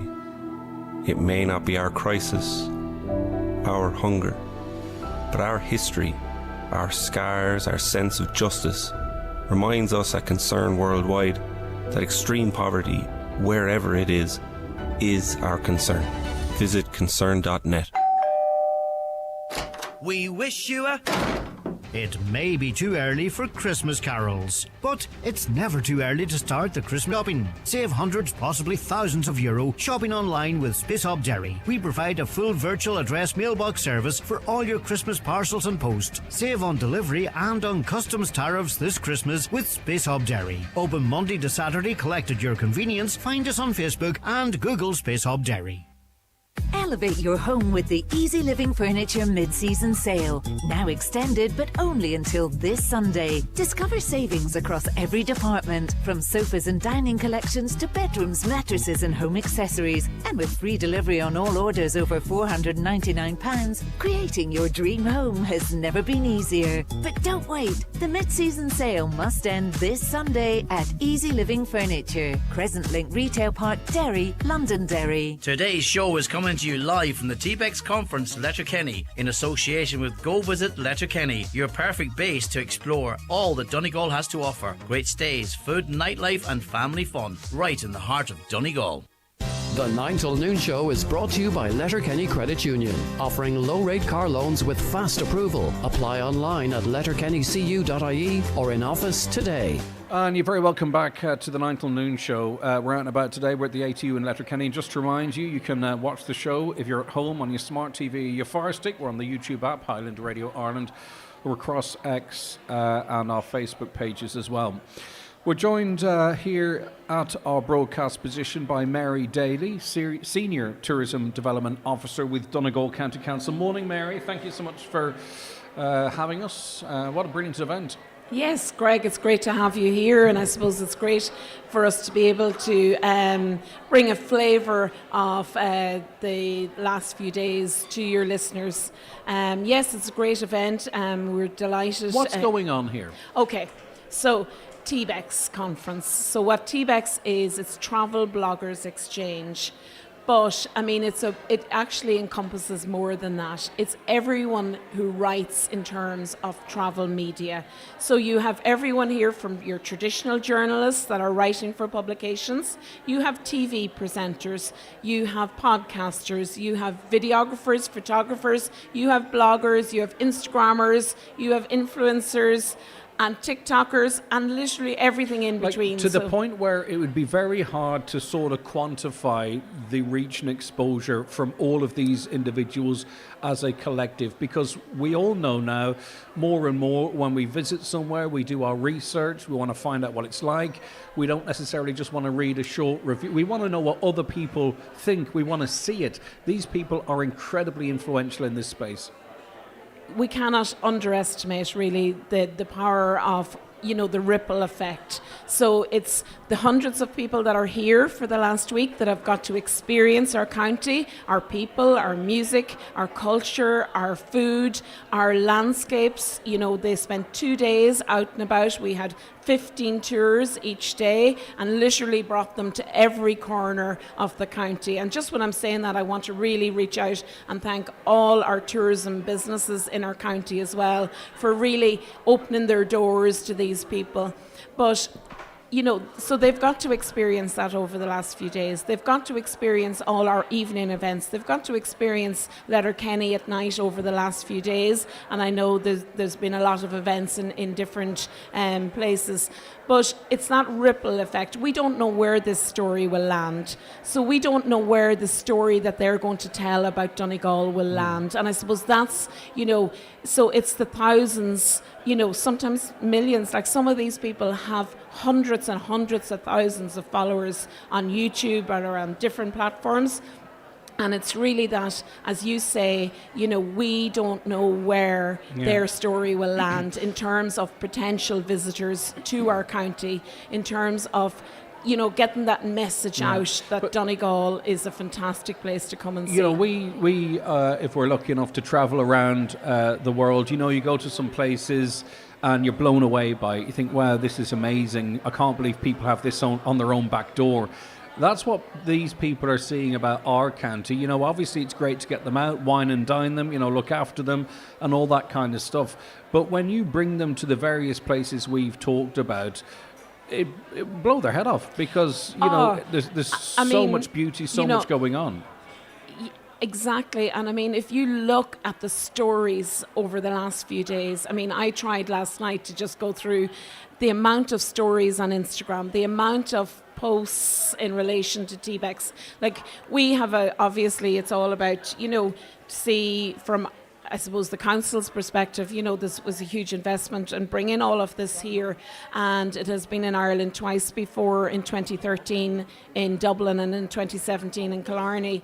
So we will be looking, and we have a monitor out. And just for 2 days last week, prior to the conference, we had 1.7 million references to hashtag TBEX Donegal. And I'll tell you why that doesn't tell the full stories, because we are in an era now where hashtags are less used and less important, and X has driven an awful lot of that. So that's impressive, but doesn't tell a fraction of the story. It doesn't tell a fraction because, as you know, stories on Instagram, stories on any platform aren't even included in that. Exactly. So, it's a huge potential here for the county in terms of what the exposure we can get from this. The experiences that they had, just to give you an example, they would have gone to Slieve, the highest accessible sea cliffs in Europe. They went then to the Rusty Mackerel afterwards. They got to have some beautiful chowder. But they had world famous musicians in the likes of Dermot Byrne and Steve Cooney playing for them there while they were having their lunch. So that's just one experience. Or the, Fanad Lighthouse, go out to see the lighthouse and then go to the Old Glen Bar where you had Martin McGinley and crew playing music for them. So, then they went surfing in Rasnowla. They walked in Ireland's oldest town in Ballyshannon. In Donegal town, they got to go around, experience, things like McGee's, the tradition of our crafts, Hannah hats, to see that element of what's important to Donegal. They also got to go to see, Emerald Guitars, for example, to see how we make world-class guitars in this county. They got to learn some Cúpla Focal. They went to Idris Gael. They got to step back in time in Glencolmkill Folk Village. Of course, Glenveigh National Park. They're only a sample of the and I can feel like I could add another 20 onto that. Oh, and but there was that. I know what you're saying, but our strength is its depth almost. Yeah. We spoke remotely to Rick Calvert, CEO and founder of this brilliant initiative some time ago. So it's great that here we are, sitting face to face. Rick, good to see you in person, Greg. I can't recall if is this your first time in the Northwest? Second time, because I came to visit about a year ago with Mary. Yeah, okay, exactly. So what is your impressions of us here? Not the people. It's horrible, Greg.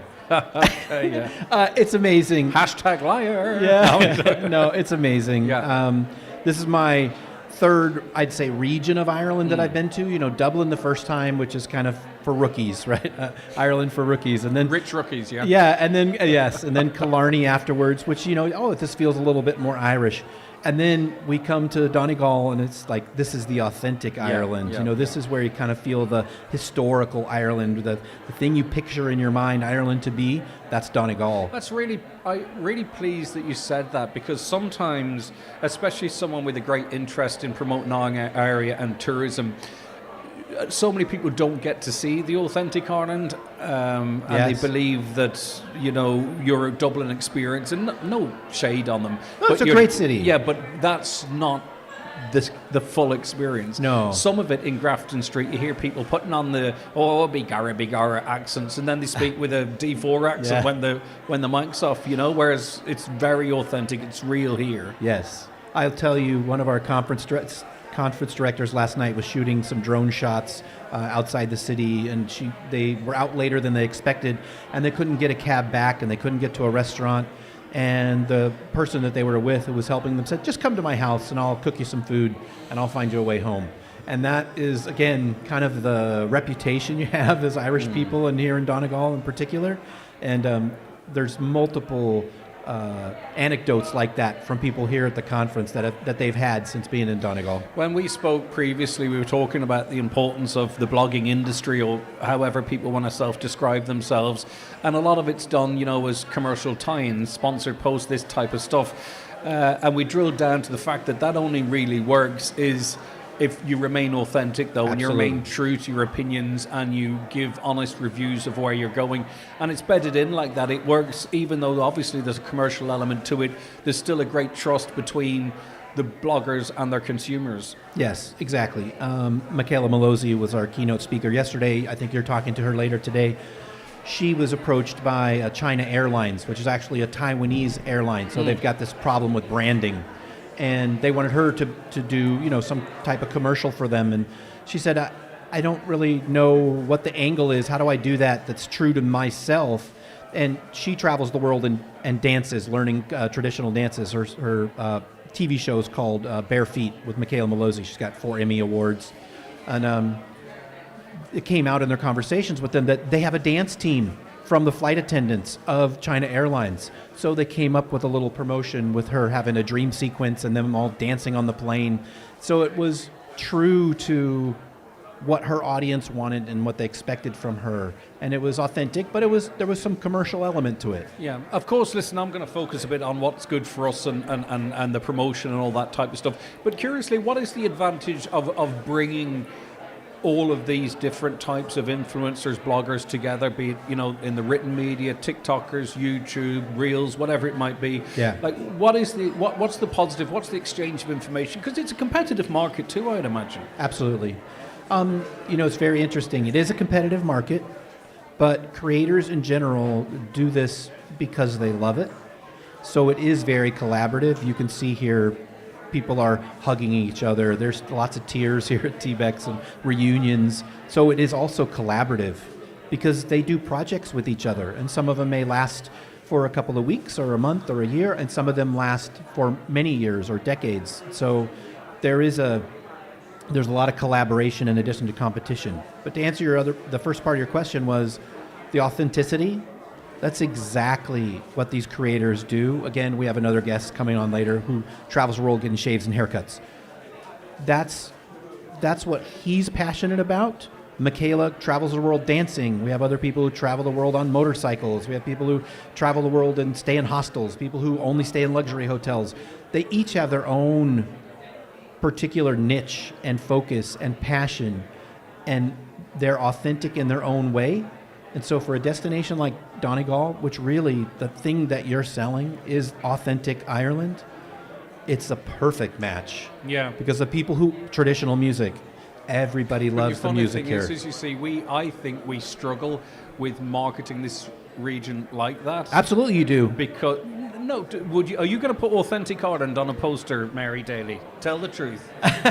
Are you Well- going to stick it to Dublin and say, we're authentic Ireland? Of course you're not. Absolutely, and I mean that's why we say Donegal. It's in our DNA. That's our branding, get and around DNA is diverse, natural, and authentic. And I suppose that's what we want to say. And I mean, I know you alluded to it earlier. People sometimes say, "Oh yeah, I've been to Ireland. I've been to Dublin," and nothing wrong with Dublin. It's fantastic. But I say to them, if they want to see the real Ireland, they have to come out of the city and visit places. You like just touched on it, Greg. Mary doesn't have to say it. Our people will say it Well, for that's her. it, yeah. Well, that's right? why she works hard to get you here, isn't it? Yeah, absolutely. Yeah, okay. And it is a big deal, Mary, and I know it took an awful lot of work and there's a lot of backing here from the council. And as I say, this is one of those ones that we might sort of feel the ripple in 2-3 years, because That's it. we think very much in the moment. Like at the moment, our spend in America is down like 20%. Our spend in Britain is up 11%. But that's now. Next year. And it's the same with American tourists. Where they go tourists from any part of the world for that matter. And that's it. And I mean, as you say, things change in terms of visitors from one region to another. For example, Donegal has seen a huge growth in Canadian visitors this year. And I mean, that's one of the, I was at Quebec. My there. guilty pleasure is I go up to them and say, what part of America are you from? I tour. You can't tell that joke anymore, Greg. I tour the county. I know. That's all I do. Yes. But, I was privileged to be in Quebec earlier this year at the TBEX Conference in Quebec. And it was great to be able to have, I suppose, to sit down with people who were, travel bloggers, travel writers, in Canada, and to be able to tell the story of Donegal, for example, to that market, because that is a growing market for us, particularly within the golf. And as you know, we have a great golfing product here, and so there is swings and roundabouts in terms of where people come, and so like that might be our growth market this year, and then But it changes. and the key thing there is you don't focus on a specific market. That's it. You That's need it. to diversify. Anytime you're over reliant in any area of business on one market, if the wind changes, you're in a. You have to be able to diversify. Exactly. Listen, we must move on. Mary Daly, thank you very much indeed. We Thank you, might Greg. touch base again just before we wrap up, if that's all right. But listen, it's been lovely getting to know you. I think I should go to one of these conferences, wherever it is. As long as it's not Ireland or Britain, if you're having one in Italy, France, I'll go. We have some. I will be your guest. You can come That's with what us to I'm saying. Kazakhstan next year, Greg. No problem. Yeah. All right, listen, thanks so much, Rick. It's Thank you. been lovely getting to know you a little bit. Mary, thank you so much, and keep up the fantastic work. Thank you, Greg, and thanks for Highland being here this morning. And I suppose to help us again, tell the people locally about this event and It's the potential. easy because it is in our DNA. All right? It's in our DNA, Greg. Thanks very much. Okay, you're tuned to the 9 till noon show, a really special show coming live here from the ATU in Letterkenny. We've got more delegates and personalities for you to meet, and coming up, in fact, immediately after the next break, we'll be speaking to Deputy Catherine Connolly, who I'm sure will be seeking your votes when it comes to the presidential election time. Stay tuned for that. Watch the show live now on YouTube, Facebook, and at highlandradio.com. The 9 till noon show with Letterkenny Credit Union. Simplify your debts with a debt consolidation loan from Letterkenny Credit Union. Call us on 074 910 2126 or apply online via our app or in office today. If you're aged 59 to 70, we will invite you for a free HSE bowel screening home test. Screening can help find signs of bowel cancer early, before any symptoms show, making it easier to treat. EirGrid, operator of Ireland's electricity grid, is powering up Donegal. We're planning to upgrade the electricity grid in your area, and your input and local knowledge are vital in shaping these plans. Our consultation opens on the 16th of September. Have your say, online or in person, so together we can create a more reliable, sustainable electricity supply for your community. Find out more at airgrid.ie/northwest. juggling family and work. You know, it's not the easiest. I need something flexible, and Care Plus gives me that. Kids are back at school, I'm on the go, but I want a job that's rewarding too, you know? Helping people, bringing a smile to their face. Care Plus makes that possible. For flexible roles that suit your life, join our healthcare and social care teams at careplus.ie. Care Plus. Together we can care for more. Care with a K, care with a difference. A public interest message from Donegal County Council. Farmers in the county are reminded of the following key messages as autumn and winter approaches. Plan to complete the land spreading of slurry by the 8th of October. Farmyard manure cannot be applied to land after the 1st of November. Check and repair gutters and downpipes to minimise soiled water in yards. Ensure that any effluent or soiled water generated is directed to appropriate storage tanks. There should be no direct runoff of soiled water from farm roadways to waters. Play your part in keeping Donegal clean and green. Today's show is coming to you live from the TBEX Conference, Letterkenny, in association with Go Visit Letterkenny and TBEX Europe, celebrating Letterkenny as a gateway to Donegal.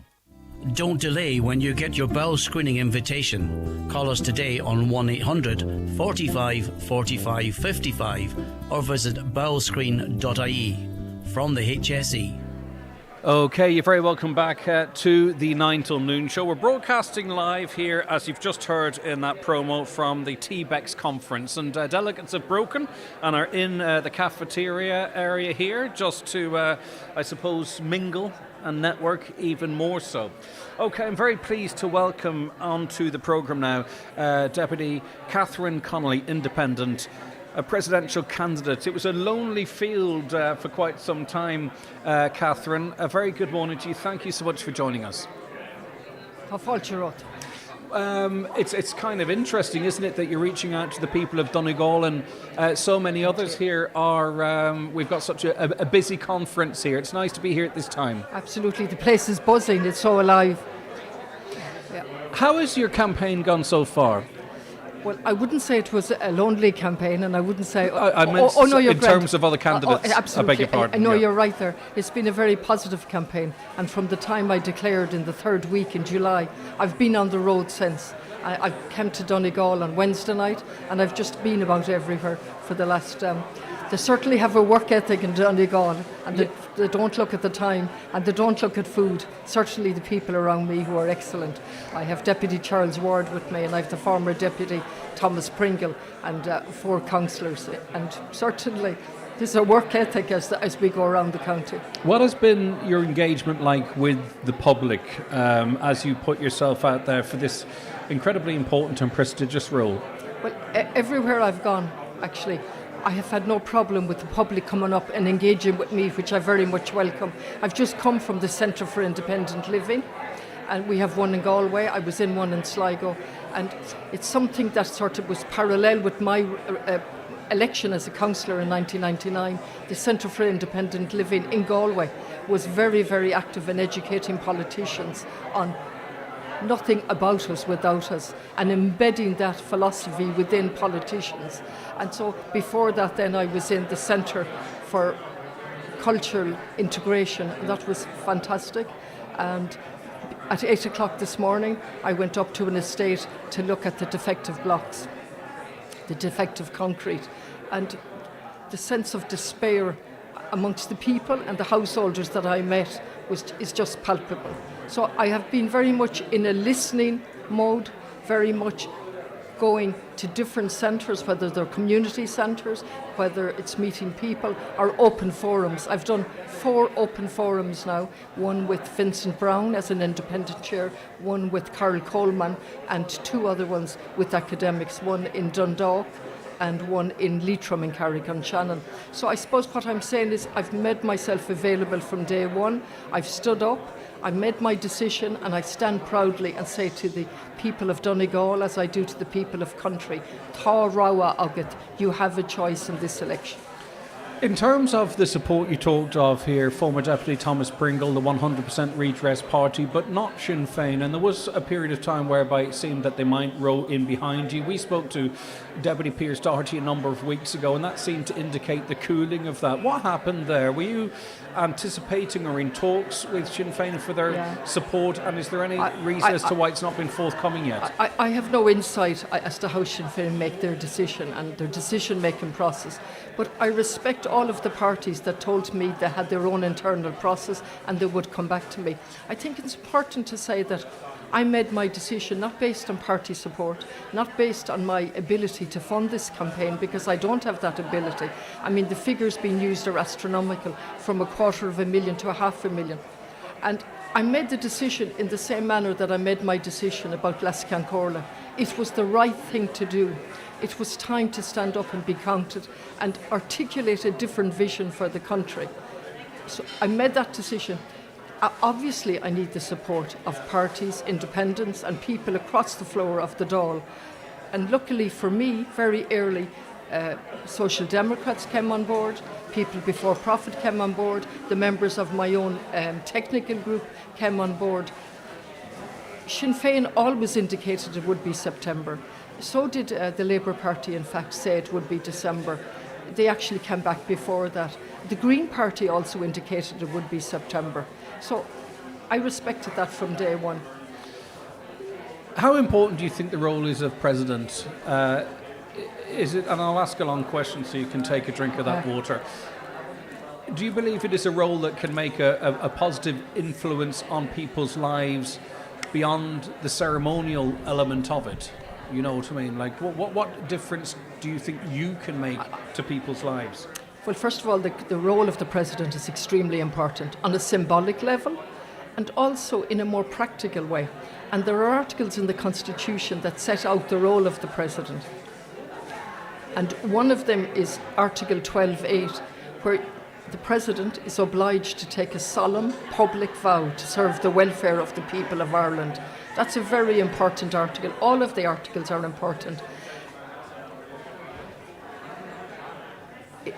We're at a point, I think, in our history where we need a voice that's able to stand up, take courage in her hands and speak out when necessary in the interests of the welfare of the people of Ireland in compliance with our Constitution.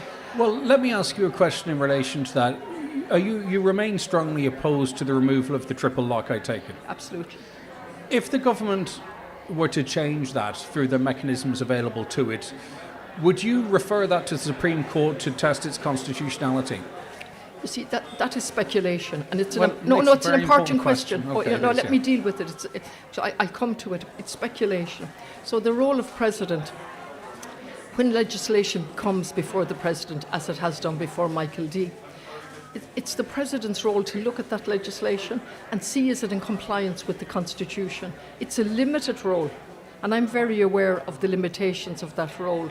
If I have doubts about that, then I gather about me the expertise that's there in a formal meeting to see whether the appropriate route is to refer it through the article in the Constitution. Just at this moment, do you believe the removal of the triple lock would be opposed to the Constitution?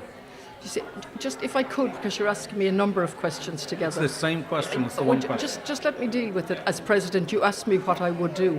So I would use all my experience to date. I would listen to the experts around me and make a decision whether it's appropriate to... The President doesn't make the decision on whether it's constitutional or not. That's not the role of the President. It's the role of the Supreme Court. Yes.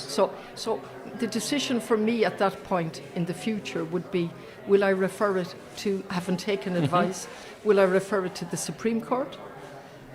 Or will I sign it into law as President and let it be challenged at some future date in a specific case? So that is the background for deciding whether a President signs in legislation or not. Yeah. So I have no difficulty with that role. I've served in many roles, and that will be my role, to reflect, to think, to study, and make a decision. You talked. I'm sorry to focus on this, but I want to sort of dig into you talking of representing the people of Ireland. The people of Ireland will not get an opportunity to vote on that, and I suspect if they did, they would want the triple lock to remain. I'm just pointing one example of something that could become before you as president. If you had any questions about, but now we're talking about maybe behind closed doors, you would seek counsel to see if it is. Why not commit to referring it to the Supreme Court, let it be tested, and give the role of president a little bit more meaning than it has now, if it's something you're passionate about? I'm absolutely passionate, but one has to understand the role of the president, and the role of the president is, as I've said, and I'm adverse to repetition, but I think it's important to repeat. I can decide to refer it. The difficulty in referring it might be the right decision when one looks at it, I don't know. Once the Supreme Court holds that it's constitutional, it can never be challenged. So it's important for the listeners to understand that. Whereas if it's not declared constitutional at that point and it's signed into law, it can be challenged at a later date. Yeah. At a later date, with but ultimately, not in an abstract manner, with more specific facts in the case. So they're the things to be weighed up as. But what I would see then, with respect, Deputy, is that you will, even if you're diametrically opposed to something in the role of president, you will park that and sign it anyway. No, that's not accurate. No, but if you believe that's the right thing to do, okay, and down the line, so how do you then, sort of, can you understand how that might make people feel that they're, I know you might not like the phrasing of it, okay, but it sounds like it could just be more of the same. Michael D. Higgins signing controversial bills or into law on Christmas Eve. No, that's not an accurate reflection of the role of president. I'm only talking about the perception. I'm answering it. I'm trying to answer it. It's not accurate, and I think it's important for the listeners to understand the role of president in that specific role in relation to legislation. It really is a very important role. Does the legislation comply with the Constitution? The president doesn't make that decision. Of course he doesn't, no. Yeah, the Supreme Court makes that decision. And that's important. My role as president, as I said, is to reflect on that, study it, and see, is that the right decision at that point to refer it and then have it declared constitutional forever or not? And that's a very, very serious role. Yeah, for sure. Yeah. Well, and I won't keep you very much longer, I know you have an incredibly busy itinerary. What is your position on a united Ireland and how that might be achieved, or how you might be able to influence, if you chose to, that as president?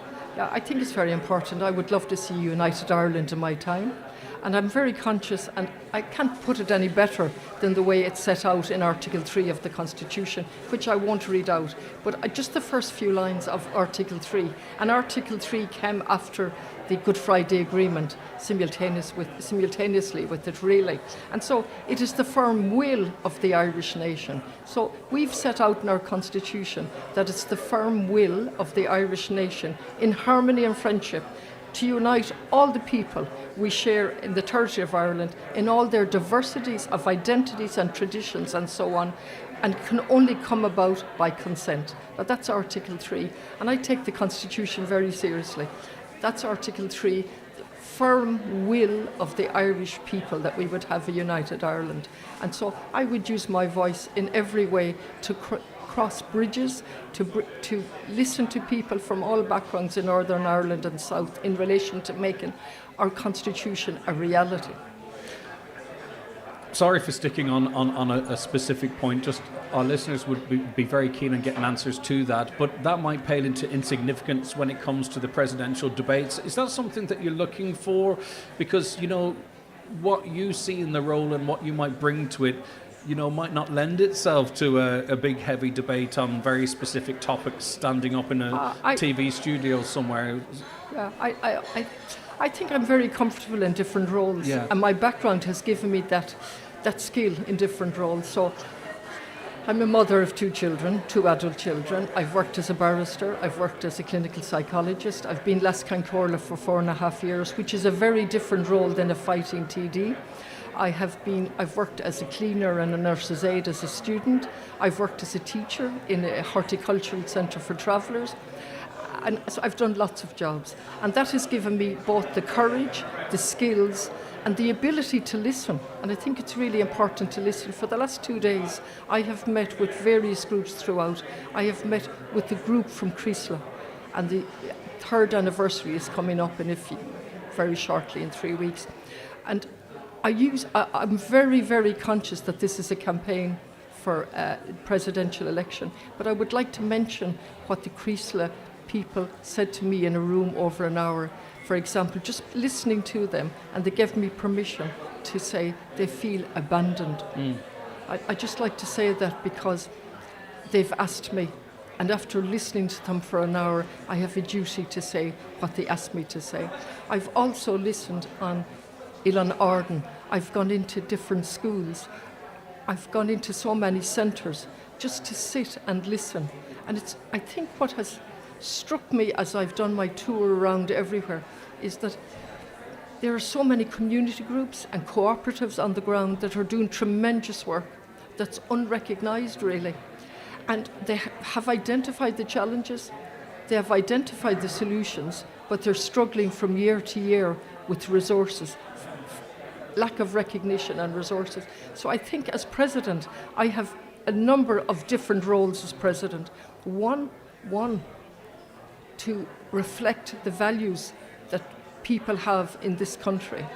And to me, and I can only reflect as I listen, there's an absolute desire for peace, to use our voice for peace, to stop genocide, to stop the normalisation of genocide, to use my voice in relation to the existential threat posed by climate change, to use my voice to reflect the work of the communities on the ground in the most inclusive manner possible. So I have many roles as president, and given my experience, I will do that to the best of my ability. You don't then see it as a politically neutral role then? I wouldn't use language like that at all. If you look at the Constitution, the role of the President is set out in different articles. And so I would look at those articles as I've looked at them all the time and interpret them to the best of my ability in compliance with the Constitution, but also in compliance with the solemn vow that I will have to take a vow to serve the interests of the welfare of the people of Ireland. Listen, thank you so very much for calling in. It's a difficult environment for both of us because of the noise. That's right, the background noise. The background noise and everything. But I think people would get a great sense of who you are and what you stand for if they didn't know already. So we appreciate that. And listen, this is all about promoting Donegal as well. So it's a means to an end. But for now, Deputy Catherine Connolly, good luck with your presidential campaign. Thank you so much for calling in to us. Slán. We'll be back with more after the break.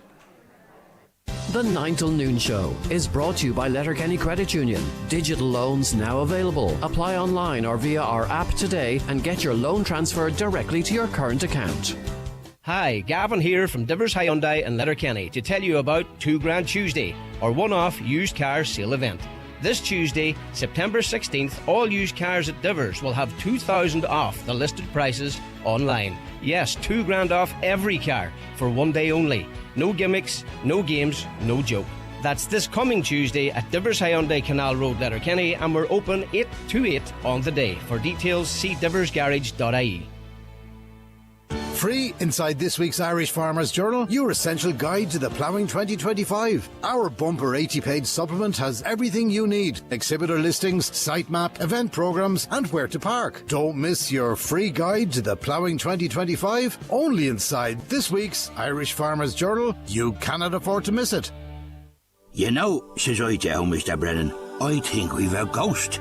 A ghost, says he. That's right, says I. The Brennan's family pan keeps vanishing.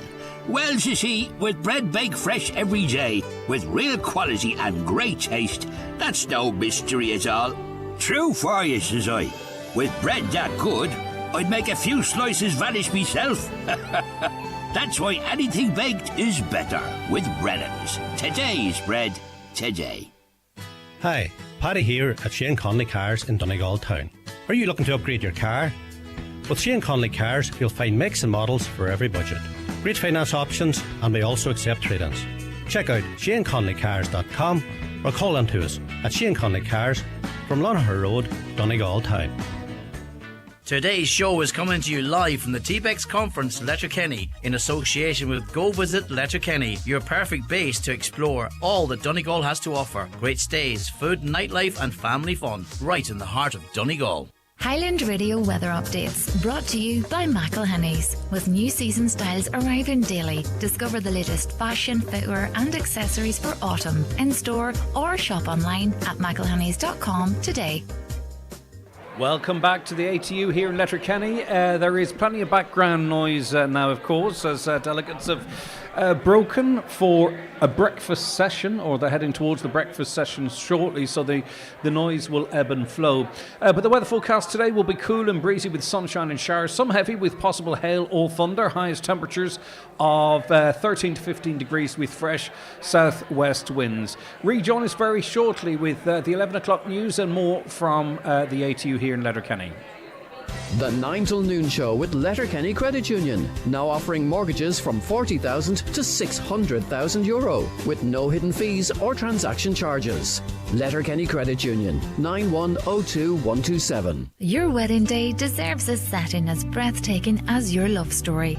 At Harvey's Point in Donegal, say I do on the sparkling shores of Loch Esk, framed by the majestic Blue Stack Mountains. From romantic outdoor ceremonies to elegant receptions in our grand ballroom, every moment is designed with love and delivered with 5-star care. Harvey's Point. Love at first sight. True love forever. Start your journey with a personal viewing. Visit harveyspoint.com. Your forever begins here. The Donegal Suffolk Sheep Breeders Show and Sale of over 60 SIS approved ram lambs will take place this Friday, the 12th of September in Reformart. The show is at 6 with the sale at 7. Online bidding available via martbids.ie. That's this Friday at Reformart. This week at Dunnes Stores we have more of the food you enjoy at prices you'll love. Like avocados for just 49 cents each. Nets of lemons and punnets of pears only 69 cents each. And pineapples, trays of red apples and bags of baby peppers just 89 cents each. And pick up our Dunnes Stores plain tortilla wraps 8-pack, only €1.09, and salted popcorn 9-pack for just €1.99. And save more with your 10 off 50 or 5 off 25 vouchers. Dunnes Stores, always better value. Terms and conditions apply. Vouchers can be used on next grocery shop. For the biggest names in perfumes and aftershaves, visit McGee's Chemist Letterkenny. Dior, Armani and Hugo Boss, Victor and Rolf, Marc Jacobs and Lancome. Also Gucci, Yves Saint Laurent, Prada and many more. From timeless classics to celebrity favourites, there's a perfume or aftershave for everyone at McGee's Chemist Letterkenny and online at mcgees.ie. Get the job done with the right equipment delivered direct from Watson Hire in Letterkenny. Free delivery on all equipment has been extended to the Finn Valley area, including Ballybuffet, Stranorlar, Castlefin and Killygordon. With great daily and weekend deals available, call Watson Hire, Lisnen in Letterkenny on 9167777. See Facebook or visit watsonhire.ie. Today's show is coming to you live from the TBEX Conference, Letterkenny, in association with Go Visit Letterkenny and TBEX Europe, celebrating Letterkenny as a gateway to Donegal.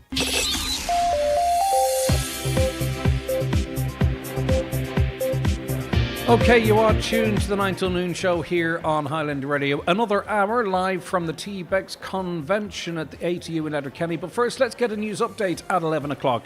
And it's over to Michaela Clark. Thanks, Greg. Good morning. Donegal Fianna Fáil Senator Niall Blaney says he is fully behind his party's presidential election candidate Jim Galvin. That's despite him voting in favour of MEP Billy Kelleher during a parliamentary party vote. Senator Blaney previously declared his support for former Taoiseach Bertie Ahern, who failed to receive the backing of the Fianna Fáil leadership to run for the Áras. Well, presidential election candidate Catherine Connolly, who is visiting Donegal, says she is in listening mode as she continues her campaign.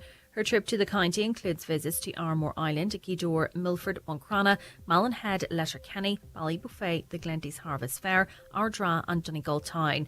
Earlier today, she travelled to see firsthand the effects of the defective concrete block crisis. She says a sense of despair was palpable. Letterkenny University Hospital remains one of the most overcrowded in the country today. 41 people are without a bed at the hospital this morning, according to the INMO, making it the third most overcrowded hospital. Yesterday, elective procedures at the hospital were cancelled due to the pressures being experienced on site and the lack of bed capacity. Northern Ireland legacy issues, Gaza and Ukraine, are on the agenda for a meeting between the Taoiseach and the British Prime Minister today. Micheál Martin is in the UK, where he will also speak to Keir Starmer about British-Irish relations. The Cathaoirleach of the Lifford-Stranorla Municipal District says there needs to be progress on the SEED project in Ballybuffet. The project involves the restoration of the front facade of the former Ritz Cinema, with the building to be refurbished as an enterprise building, while a new 2-storey car park will be developed, allowing the existing public car park opposite the Ballard Arts Centre to be redeveloped into a civic space. It's understood Minister Dara Cleary is due in the county in the coming weeks, and it's hoped he can meet councillors to discuss the scheme, particularly in light of rising costs. A 25-mile march is taking place tomorrow from Malin-Head to Buncrana to highlight the campaign for an end to Israeli actions in Gaza and an immediate opening of the borders for aid.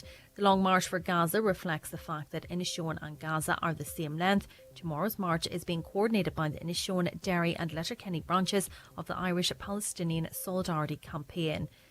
A HICWA inspection at a residential centre for adults with an intellectual disability in Donegal has noted a number of areas that require improvement. 4 residents were present at St Anne's Neve Agnes Donegal during the announced inspection. A link to the full report is available on our website highlandradio.com. Donegal is to receive almost €130,000 in CLAR funding. 2 volunteer-led organisations are to benefit from the funding announced by Minister Dara Cleary today.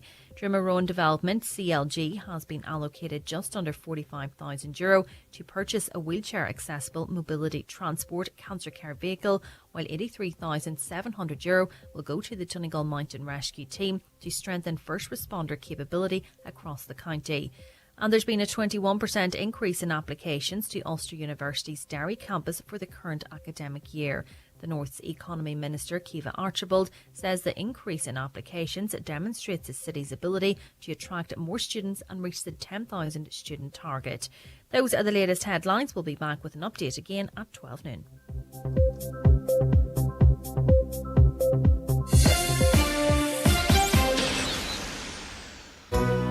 Fancy fish tacos tonight? You'll catch some amazing prices at Aldi, that's for sure. The finest Irish breaded haddock goujons are just $2.99. Sour cream at just 89¢. Mixed chilies only 49¢. And 8 mini white tortilla wraps are just 85¢. That's an evening treat at amazing Aldi value, all wrapped up. Good food, good mood from Aldi. While stocks last. The county's #1 talk show, The 9 till Noon Show on Highland Radio. Welcome back. We're broadcasting live from the TBEX Europe 2025 conference. It's being hosted here at the ATU in Letterkenny. And this is just part of a whole range of activities the hundreds of delegates have been involved in over the last number of days and into the future. And I suppose they've had an opportunity to see the best of our county. And you know what? Everywhere you turn, there's something beautiful. But I think for quite some time, maybe not getting a fair crack of the whip in terms of, a tourism destination was Letterkenny. And Go Visit Letterkenny was formed, and I'm joined by a committee member here. It is Paul Byrne, Managing Director of the Radisson Blu Hotel Letterkenny. And you and other businesses came together. Was it to sort of make sure, you got the fair crack of the whip, the fair exposure, obviously with the Wild Atlantic Way and other sort of east of the county initiatives, etc.? Well, great to be here, Greg. Thank you. And we came together. It's something that we actually did do before, prior to COVID. And this year, a lot of the business owners from hotels, bars, restaurants, activities decided we should get together, start working together again to promote Letterkenny as a destination. Not just it is a great base for exploring Donegal. If you base yourself here, you can cover the county very well and see everything that this beautiful county has to offer. But there's loads to do here for families, couples, everyone looking for trips, and we just wanted to get the word out there. As someone on the coalface of hospitality and tourism, and they're all intertwined, of course, how significant do you feel it is having the TBEX conference here and all their delegates? I think it's absolutely massive, and I want to say a huge thank you and well done to Mary Daly and Donegal Tourism for bringing this initiative here. You know, it will gain massive exposure. As we know, online now is the way that a huge amount of tourism promotion is done. That's the way of the world, and these people are here, and I'm delighted to say, from mixing with them and talking to them this morning, they love Donegal. They love Letterkenny. I was actually talking to a couple this morning who want to move here, and you know, I think it's great exposure. Like I say, it's one of the modern ways of promoting yourself these days, and I think there'll be long-lasting benefits from it. For sure, you have to have a finger in every pie. You know, you need the local media if it's a specific event. If you're talking about sort of the global industry, you need to have people like those that we are going to be speaking to over the course of the next hour. Listen, thanks very much for joining us. I really appreciate it, and well done to you and the rest of the team getting together and doing what you're doing. Great, thanks, Greg. That's Paul Byrne, Managing Director of Radisson Blu Letterkenny. All right, now one of those visiting here is Michaela Malozzi, who is a TV host, Bare Feet on PBS, a huge network. Good morning to you, Michaela. Thanks so much for chatting to us. Thanks for having me, Greg. It's great to have you. You probably get this a lot because I recognise you. You seemed familiar, right? Yeah. But it's not that we've met in person. It's just that you're out there, and that's what this is all about, isn't it? It is. It is. First of all, I have to say thank you for having me. Donegal is a beautiful, beautiful county. This is about my 20th time in Ireland, so any excuse to come to Ireland, especially on a TBEX conference. But we filmed 3 episodes on the island of Ireland for our latest season, which came out in May on PBS. And we went all the way up to the Glenties, we went up to Malin Head in Donegal, and we also made our way up to the north, to Giant's Causeway in Belfast. But it's a gorgeous country. My approach to dance and music, my approach to travel is through dance and music. And Ireland, to me, dance and music is so organically integrated into the culture. So I just keep coming back here over and over again, and it's just so joyful. It's proved really successful, but how do you pitch that? You know, how do I pitch the show? You know what I mean? Like, yeah. You know, to a company or a production company or what have you. You know, when it's a fantastic concept and it's proven successful. And guess what? People said no to me over and over and over again. And so I just did it myself. The beautiful thing about public television, it's like RTE, where it's publicly funded, which now actually they're pulling the funding from it. But we are viewer supported, and we get foundation support, support from the local destinations, and we've proven success. You know who we are. People across the United States, Canada, and around the world know that I travel through dance. When people see me on the street in New York, they're like, "You're that dancer, you travel around the world through dance." And it's so joyful. What I love about it is dance is a universal language. Music is a universal language. And whether I speak the local language or not, I'm having these immediate connections. There's a commonality, isn't there? I mean, there's different dance styles in different places. It could be in India, it could be in Ireland, it could be wherever. But the fundamentals are the same. It's an unspoken language. Right. Yeah. And you're smiling with someone. You're looking into their eyes. You're touching them respectfully, right? And you're in synchronization immediately. So for me, it's so joyful and a wonderful way to connect with the world. It must have been a lovely honour, especially given the talent that is here, to give the keynote opening speech. Yeah, it was a huge honour.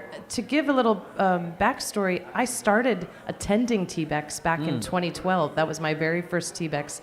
I was a little blogger. I had no idea. This was pre-Instagram, YouTube. What it was isn't what it was today, and I was just starting, just like a lot of folks here. And you know, Rick and I have been very good friends over the years, and I've been coming to TBEX over and over and over again. And I think it was very paramount to show the success that can come from these storytelling, ways of doing storytelling. So I started here like everyone else, and I'm still here. You know, this is part of my family, but it was a huge honor to share the story of how Bare Feet has grown, and to also share that being authentic in your own voice, right? Yeah. I traveled through the lens of dance and music, and I never wavered from But that. when you talk about authenticity, Yeah. is it being honest with yourself? Is it being honest with the audience? Or is it both? Because one, even in this type of an environment that I'm in here, if you aren't who you are, you can't put on an act, right? No. Very, very quickly you get found out. Oh, yeah. People can read through so that. This is me, Yep. not on the radio. The only difference is less bad language, right? But fundamentally, I'm the same person. Yeah. Is that authenticity? Is that what you talk to? Yes. The biggest compliment I get from my viewers is when they meet me in person and they say, "You're the same person we see in the show." And that to me means everything, because I'm not a trained actress. I'm not a trained journalist or host or presenter. I just have this genuine love and curiosity for culture through dance and music. And I don't mind being vulnerable on camera. And I have a knack for connecting with folks. And I'm a bit of a doer, right? So I'm like, how do we make this happen? But it's that authenticity of people can read through it. You know, they can read through that. 100%. People are incredibly intelligent. And often the public isn't given, and I mean we, the public, aren't given the credit they deserve. It's if they're ultimately influenced by everything. But they know what's real and what's not real. Yeah. And as I said to Rick earlier on, in a world whereby, not necessarily in your space, but some of this is collabs between big companies, you still have to stay true to yourself, or else you get one payday and then next you're year gone. yeah. Obviously now you've got the exposure of PBS and still use social media. What's the best social media at the moment for reaching people on, do you think? And maybe it varies dependent on your demo and dependent on, you know, who you want to reach. But like, is there a way, is one sort of way, X is off the... You know what I like to do? Is I put my phone down and I like to talk to people. Yeah. I mean, honestly, social media is something we have to use to promote. But when it comes down to human interaction, I do a lot of speaking events. I do a lot of live events all over the country where I bring people together to dance. But you've got to that point now. You've built your platform. I'm kind of talking to those... You know what is the best? Is your newsletter. I built your own audience. Because what happens when Instagram is down for the day? What happens when... TikTok is shut down. It also feels more direct and personal. Yes, they hear my voice. So I collect their emails and I directly speak to them. So I would say at this stage, between the jigs and the reels, pun intended, Ireland, Donegal has a strong place in your heart, and that's speaking to someone who's travelled so extensively as you have. Donegal has a really special place in my heart. The first time I came was last year when we were filming, and it is this rugged and wild place. The people are rugged and wild, and they're very kind, but it is this sort of this untouched gem, especially for people coming from outside of Ireland, of seeing this beautiful place that, you know, you go. I love Kerry, I love Dublin, I love Clare, but there are a lot of other tourists there, and Donegal still has this magic to it. Mm-hmm. So I don't know if you want most of us to come here. Yeah, for sure. No, it's but big it's enough. beautiful. We can fit you all in. True. That's it. Yeah, and it's authentic. I mean, we are authentic, as you are, Michaela. Thank you. And it's quite interesting. You talk of authenticity, and I think that's one of our greatest strengths here. It is. In terms of the Irishness.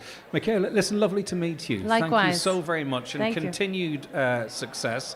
And you're welcome back to Donegal, of course, anytime. You don't need me to tell you that, right? Thank you, Greg. Okay, thank you so very much indeed. That's Michaela Malozzi there, a TV host. Check out Bare Feet. It's on PBS, and those programs are broadly accessible. And it's not just, if you like, to sort of see what Michaela did here in Ireland, but she's gone from Central Asia to the hills of Turkey and all over the place and everywhere in between. All right, you're tuned to the 9 till noon show here in Highland Radio. We've got loads of great guests to bring you. Stay right where you are, back after these messages. The 9 till noon show is brought to you by Letterkenny Credit Union, with monster loans available up to €60,000 for all occasions. Visit letterkennycu.ie. Here at Braden's House to Home Interiors, Bridgend and Maville, we're having our huge September sale. We have extended our Bridgend shop so that now we can't be beaten on choice as well as price, as we slash prices throughout all departments, such as recliner and fabric suites, dining tables and chairs, beds and mattresses, curtains and rugs. And don't forget our large flooring department stocking carpet, vinyl and laminate flooring. We give a weekly service to Donegal, Derry and Strabane, not to be matched. So call in today to Braden's House to Home Interiors, Bridgend and Maville for all your home furnishing needs. Attention students, TFI Local Link bus services, available nationwide, can connect you to a wide range of colleges all year round. Save up to 50% on cash fares when you use your TFI Young Adult or Student Leap card. For route and timetable information, visit transportforireland.ie. We're Transport for Ireland. We're Transport for you. Planning a celebration? Discover the brand new Lily's Restaurant at the Mount Errigal Hotel. A stylish new space with beautiful surroundings and your own private bar.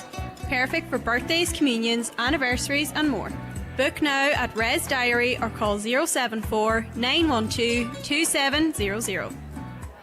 Thinking of changing your floors? Why not see what Florid Letterkenny has to offer? Florid have a large selection of solid, semi-solid and laminate click vinyl wood flooring, together with a fantastic choice of parquet, herringbone flooring, all at incredible value. Don't delay. Call Florid today on 087 161 7008. The Super Value French wine sale is now on, with Claude Violade Malbec from the Languedoc region just €8, Remy Ferbra Vaquera from the Rhone Valley €10, and André Guachot Chablis from Burgundy only €15. Exceptional value in-store and online. Santé, Super Value, real savings, real difference. Please drink responsibly. Today's show is coming to you live from the TBEX Conference, Letterkenny, in association with Go Visit Letterkenny, your perfect base to explore all that Donegal has to offer. Great stays, food, nightlife and family fun, right in the heart of Donegal. Island Radio Time Checks brought to you by EirGrid, the operator and developer of Ireland's electricity grid. EirGrid, powering up communities, powering up Ireland. The time is? The time is 11:17, and Michaela getting content, just standing here dancing with people. Paula Barnes is a solo travel blogger and podcast host. Truly Expat Travel Podcast is the name of it. Paula, hello. Hi. And it's interesting to your market because there's a growing interest in solo travel, isn't there? Absolutely, especially women over the age of 45, and I think that's because we've got a new lease in life, and we've got most of the people that my audience are empty nesters, so it's about the next chapter in your life, about travelling alone, or I do host trips as well. So I'm quite passionate about it. When you talk about solo travel, is it travelling on your own, or is it travelling on your own with a view to meeting groups of individuals, or is it both, or what? It's both. Yeah. So I started solo travel because obviously as an expat and a trailing spouse, my husband's always working. So a lot of the women that come on my tours they call themselves expat widows because their husband's always travelling and they're bored. And so they come along and with the intention of maybe future travel on their own, but they're a bit scared. So yeah, I do a bit of both. So just in relation to that, how much of a focus do you have to place on safety and security? Yeah, that's a big one, right? So there's quite a few times where a lot of the time at night you don't travel to, but the places that I travel to with groups are the places that you don't feel like you want to travel on your own for safety reasons. So it's, in numbers. But for the most part, I think most cities, the same rules apply, or most rural areas for that matter, about where you walk, when you walk, and not putting yourself in a position of danger. So, and it doesn't matter if you're a man or woman, right? Yeah. There's basics there, but still sometimes we need to be fed that information and reassured. Absolutely. And I was just in Qatar before I got here, and the first thing I asked the guy at the reception is, can I walk out at night on my own? Is it safe? And he's like, absolutely, you're in Qatar. So yeah, that's the first rule of thumb. How important is your relationship with your, I'm calling them consumers, right, but those that consume your information? Yeah.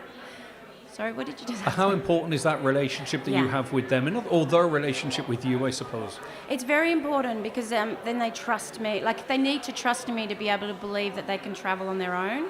And if I'm not, to be honest, I'm a one-man band, so if someone contacts me, I'm contacting them back. So it is important to be in contact with them all the time. Now, your job seems like the dream job, right? You get to travel all over the world, create an income, create loads of new friends. But there must come a point where, is this work, is this travel, is this fun, is this I have to make this content? How do you strike that balance, or is that doable?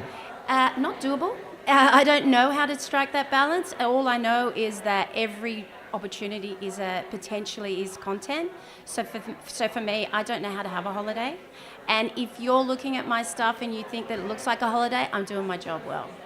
Well, they say, don't they, if you enjoy your work, you never work a day in your life. Absolutely. So I think that's how you found yourself in the position that this is who you are and this is what's worked for you. Absolutely. And Brilliant stuff. Yeah. So, and I have a Singapore destination site that is, because I'm trying to promote Singapore as a destination, not a journey, like not a stopover. But this traveling the world is more my passion, if that makes sense. Yeah, okay. And what stands out for you here on this trip? The people. I mean, the people are so warm and lovely and friendly, and even in traffic, no one's beeping you like they do in other. But do you know what? I think we need to hear that, because we often talk about the highest cliffs, the great traditional music, the scenery, the sea, but fundamentally the people, we are the what, and if we lose that, we lose something about probably the most important thing, right? I totally agree. I just think this part of the world is so magical. That's the only way you can explain it, because the people make this country, especially this region, where they're just so open and warm and friendly. As you are. Thank you so much for your time, Paula. You're very generous. Thank you for having me. Our pleasure. Thank you. That's Paula Barnes, a solo travel blogger and podcast host. And you can check out Paula's work on the Truly Expat Travel podcast, where she shares bucket list adventures, solo travel advice, food. She's enjoyed the sea chowder here and ice cream as well, and was down at McGee's and Donegal Castle and all that. But quite important for us to hear what she says. What's been critical is the people. Palabo is the radio vagabond. Have I pronounced that correctly? Not really. Well, correct me. It's Palabo. Palabo. Palabo. Okay, brilliant. Palabo. You're from Denmark. I am, yes. Okay, talk to me. What makes you the radio vagabond? Well, when my kids moved out of the house, I thought, well, now it's my window to start traveling. I've been living in this small town in Denmark for all my life, and I thought, now I can go on a trip for maybe 2 years, and that was 9 years ago, and I'm still on that trip. But you're on a perpetual trip. Yes, and I don't have a home base anywhere. I don't even have an address. I'm not a resident anywhere. I'm still a Danish citizen, so I got my good Danish passport, but I'm full-time traveler. So how do you stay rooted then, and for events like this or other things that you do? I mean, I can't imagine how that works. Yeah, well, I didn't know if I was going to like it, if I was going to miss having this base, but yeah, I am, I guess, a vagabond at heart, and I don't miss having that base. Okay. These vagabond shoes. Exactly. They're wearing away, but you can buy new ones. And also, too, the way the world is now, if you ever felt that you needed to get home immediately, you could. So you've got that freedom, but you also have that security. Don't you? And I can work anywhere. I just open my computer, get online, and do some work. You've had a very rapid love affair with this part of the world, haven't you? This was your first time here, but I think already you've concluded it won't be your last.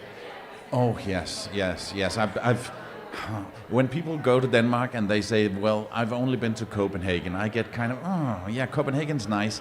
And I'm guilty of that with Ireland until this trip. I've only been to Dublin, so I am so happy to be here.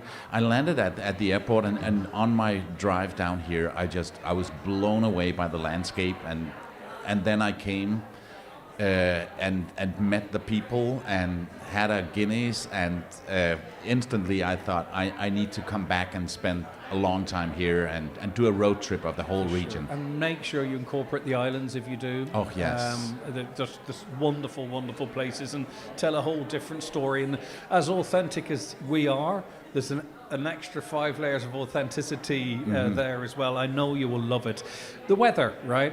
I come from Denmark. This is exactly what I'm going to say. We fixate about the weather. When we said the TBEX conference was coming up, people were saying, well, I hope the weather holds out. And I'm at pains to point out, no, people do their research, right? They're not coming here in a vest, okay? You've got your bag, in your bag you've got whatever outfit you need. The weather's not really a determining factor for an experienced traveller like you. It's just about having an umbrella and a raincoat, so yeah. Okay. how do you disseminate your experiences and share your experiences with your audience? I do this podcast called The Radio Vagabond, where I do a lot of field recordings. Yeah. I'm a radio guy, so I've been doing radio since the mid '80s. And then it's podcasting now, and that's also how I make my money. I produce podcasts for clients, including the TBEX podcast, by the way. Brilliant. And my own podcast is a lot of field recordings where I walk the streets, and you get the sound of the market and the sound of the local languages in the background, the music. Brilliant. And, Yeah. So rather than in the early 80s or 90s where you're trying to get this crisp, clear, uninterrupted sound, it's the ambience around you that's creating the magic. Yeah. And just going on the street and doing my voiceover it brings a certain layer to it. Given the type of work that you do, have you found yourself appealing, though not necessarily targeting, have you found yourself appealing to a particular group of individuals out there, or? Yeah, well, obviously, being from Denmark, I have a lot of listeners in Denmark, and then I don't know why, but a lot in the US as well. I can see where that has been done. Because you see, I can see why that would. They trust you, right? But you're there, and you know the warts and all, right? Yeah. So I can see why that would work. But I think I've had people listening in 170 countries, so it's all over the place, and they skew a little bit older. I'm 60 years old myself, so they're like 50 plus. It's your voice, isn't it? So they don't know. Yeah, exactly. and a face for radio. Or it could be your content. I'm going to put my feet up. I'm actually 20 years old. Listen, thanks so much, Palavo. It's been lovely speaking to you. Check out his podcast, The Radio Vagabond. Is it worldwide travel, mostly Europe? Yeah, I've been to 127 countries so far, so it's all over the place. And your podcast funds this. What am I doing wrong? I'm a radio guy. Get me out of here. No, I also produce. I've been producing a lot for Lego and TBEX and stuff like that. Lovely stuff. Well, continued safe travels. The longest trip that I've come across in 9 years. Thanks so much, Palabo. Thank you. Thank you. Okay, so that's another one of the delegates here. Check it out, Palabo, the Radio Vagabond. And there are so many people here with their own ways of reaching their public, be it through a podcast, be it through social media, or be it through whatever. Okay, we're going to take a break, and we've got more people to chat to in just a couple of moments. Stay right where you are. Watch the show live now on YouTube, Facebook, and at highlandradio.com.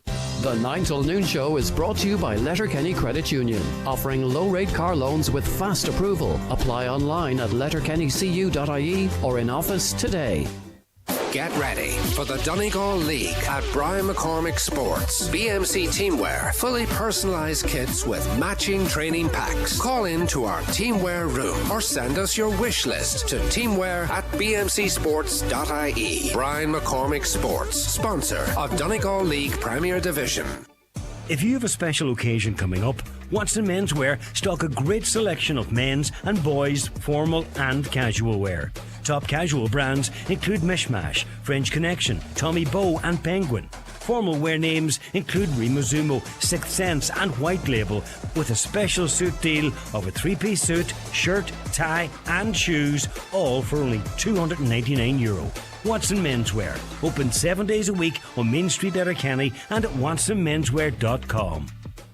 McDade's Bathroom Plumbing Tiles in Buncrana continues to be Donegal's go-to destination for stunning bathroom makeovers. With a vast selection of premium tiles and bathroom products, our showroom is your ultimate one-stop shop for crafting the perfect space. We've earned our reputation through expert advice, unbeatable prices and a dedication to customer satisfaction. Visit our showroom in Cockhill and Buncrana and see why we've been Donegal's top choice for 50 years and counting. Call us at 07493 63050. McCullough Jewellers in Letterkenny are synonymous with fine jewellery, quality watches and giftware. With stores at Main Street, Letterkenny and the Letterkenny Shopping Centre or online at ormccullough.com. You can choose from their quality product range in a relaxed atmosphere, and their sales staff will be happy to help you make the right choice whatever the occasion. McCullough Jewellers, making moments magical for generations.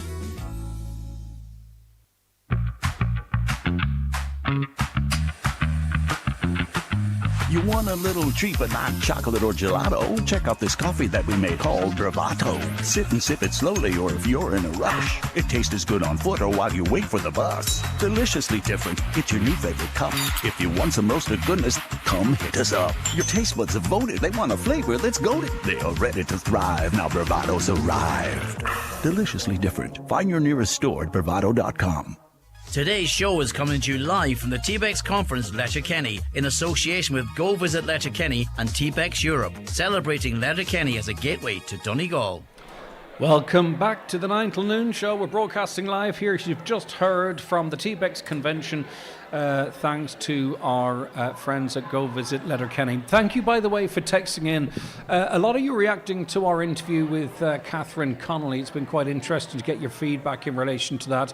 If I don't get to them because of the nature of us being out and about and what we're talking about now, I will carry them over till Monday because there's a further conversation there to be had. Okay, we're going to have a bit of music for you. Tara Conahan joins me now from Glenties, but here in Letterkenny as well. Good morning. Good morning, how are you doing? Oh, I feel happier now. Your enthusiasm is infectious. How are you keeping? I'm very good. Very good indeed. Now, you've got, I mean, obviously you are part of Product Donegal as well, right? As a musician, and, you know, that's so important and part of our culture and what our offering. But you're also a podcaster now yourself. What are you working on, or what's the nature of your podcast? So, because I play in Irish music sessions, and I do see a lot of people struggle, because it can be intimidating when you're joining an Irish music session for the first time, or maybe, you know, you just don't get to the grasps of the etiquette in the session. What you're supposed to do, you know, is there a session leader? Is there, are you supposed to, when are you allowed to start a tune? All those kind of unknowns. And so I started a podcast to try and help people understand that. So I interview different musicians because we all have a different perspective on it. So that's where I come from. Brilliant stuff. And have you any episodes out yet? I have 6, and the 7th will be on its way shortly. And is it called In Tune with Tradition? It sure is. You must have done your homework. No, someone gave it to me. I wish I could claim to be that good, Tara. But I want to check it out. That's why, and I know our listeners will. But have you found that more different people are coming to the podcast, right? Is it not just musicians, but, you know, obviously there's going to be an international market that wants to hear people talk authentically about traditional music? I don't know. Yeah, it's surprising. I thought it would just be, you know, people who are maybe adult learners or, you know, people who are struggling with the etiquette. But actually it seems to be, because the conversation seems to be pretty good. Well, that's what they tell me. Yeah. I hate saying that about myself. Listen, you have to back yourself. Go on. But, you know, so many people are saying, geez, I would never have even thought about etiquette in a session, or people who just are enjoying listening to it. And it sounds to me like it's a podcast that might evolve. Yeah, if you know what I mean. Yeah. Now, you're a delegate at this conference as well, right? I am. So has it been very useful for you to speak to, and I can see you've made friends, right? Everyone's so supportive and welcoming, whether you're at the start of your journey or you've got 4 million followers. It seems to be a great leveler here. It's brilliant. I have met so many people. I went home last night on a high and I was like, oh my God, I met this person, and everybody's so encouraging. So it's been really good, and it was an investment in my, you know, in my journey. So it was really good. Come here, we can't have you turn up and not play something for us. And I'm missing the Harvest Fair Festival and everything because of this too. It's on today in Glenties. I can't take too much credit for that. That's TBEX has robbed you of Glenties. Will you not be back in time? Oh, I suppose you have to. There's a closing party and, you know, parties. Where, when, and at what time? No, I'm only joking. Okay, so what are you going to play for us, Tara? Well, I might play a Highland because Michaela, who was on earlier on... who hasn't stopped dancing. Yes. You know. Michaela might do a dance. So if I dance a Highland, because she came to the Glen Tavern in Glenties last year and we did a programme. She filmed us there and it was great fun. And, you know, we've just become great friends ever since. But you can see she's a lovely, lovely lady, she is. And she talked crazy as well. And I think she has cajoled somebody into dancing. We're all a bit crazy, Michaela. It's just if we can monetize that craziness. That's it. That's why we're here. Okay, right. So we have a special treat if you're watching, right? Because we've got a world-renowned blogger, influencer, presenter, however you wish to phrase it, and we also have a fantastic homegrown talent. And we will back announce them after we hear this. Take it away.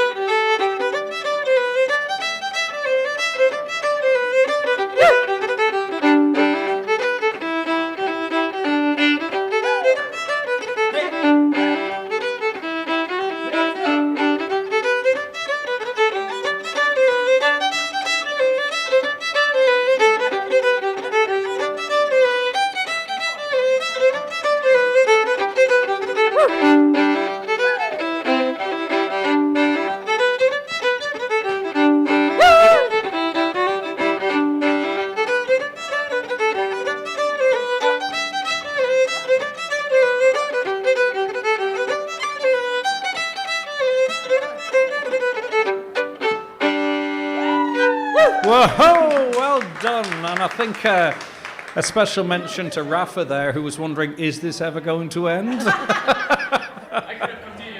You could indeed. Thanks so much, and thanks for being a good sport, Rafa. Good to see I'm not the only person teams white runners with black trousers too. Maybe I'm young and relevant. Maybe. Listen, that's what it's all about. The fun of it, though, isn't it? You know what I mean? The spontaneity of our music. That's it. That is it. And can I maybe just mention my the podcast, where to find it? 100%. Sorry, I might as well plug it when I'm on. It's not every day I get on the radio. Well, probably I'm too often on it. Come on, just name the blooming podcast and where can people hear it? It's called In Tune with Tradition. If they search for, they can either search for Session Etiquette or www.sessionetiquette.com. Brilliant. And I've no doubt you're on a journey. Yeah. You know, you're not at the destination yet, but you're well down that road, and it's going to be exciting to see where it all goes. Yeah, I mean, it was launched on the 6th of July. Mairead Mooney she launched it, and she was the first episode. Then Martin Hayes was the second episode. Third episode was Kevin Crawford from the band Lunasa. Then we had about 2 by-run episodes with Amy Farrell Courtney, and then the last one there was Shannon Heaton from Boston. So we've just touched the 10,000 mark today. Brilliant, which is great. Well done to you. 10,000. It's amazing because you don't know where. I mean, you've mentioned a name there, but we've got so much We've got so much depth. Yeah. You can keep going. Lovely stuff. Thank you. Thanks very much. Well done to you. All right. Now, don't forget, you can check out that podcast. That's Tara Cunningham from Glenties, and her podcast is called In Tune with Tradition. And I suggest you check that out. 086 60 25,000 is our WhatsApp and text number, or you can give us a call on 074 91 25,000. You're tuned to the 9 till noon show here in Highland Radio, and it's the last show of the week, but also we are broadcasting live from the ATU in beautiful Letterkenny. And you know what? People are so impressed with what they have come in contact with here. We're very, very lucky. We're very lucky with what we have. Now I'm joined by Kimberly Kephart, who travels... Kimberly Kephart. And your brand is Kimberly Kephart Travels. Yes, sir. It is. Okay, brilliant stuff. Slow travel. Yes, it's slowing down. Do you know what's amazing is that people have huge followings in really quite specific areas. Mm-hmm. You know? Yes, but I am a military spouse, so I am, I've been in Poland, Korea, and now we're based in Italy, and so slow travel is my thing. I really just enjoy slowing down and meeting people. Like having face-to-face conversations and what slow travel can really do for you. It's one of the best things that I've ever started to do instead of, going to the big cities and, doing everything. Yeah, so I really like that. Sometimes we put so much into our itinerary, it all becomes a blur, right? It does. So do you then focus more deeply on a specific area over 2 or 3 days, or do you take 2 weeks and do a regional or a county, or does it depend on the time? But is that the concept of slow travel? So it's just slowing down and doing things over a specific amount of time. I wish I could have 2 weeks, but I mostly do it in 4 or 5 days and just take it slow. For example, hiking here, I came here a little bit earlier and I did a 3-day hike. From Ardra to, I'm going to mess this up, so please don't be mad at me, Glencolmkill. You're better at Glencolmkill than Ardra. Thank God. And then to Carrick. Wow. So it was 3 days plus 1 rest day of just exploring the area. And you talk about authentic trips. I mean, that is as authentic as it gets. It was. This is a beautiful area, especially for solo female travelers or hikers. I really think that this is one of the safest places to come and hike, except for the bogs. Got to figure that out. But it was stunning and so moving, and just being able to be with your thoughts and being able to take that all in.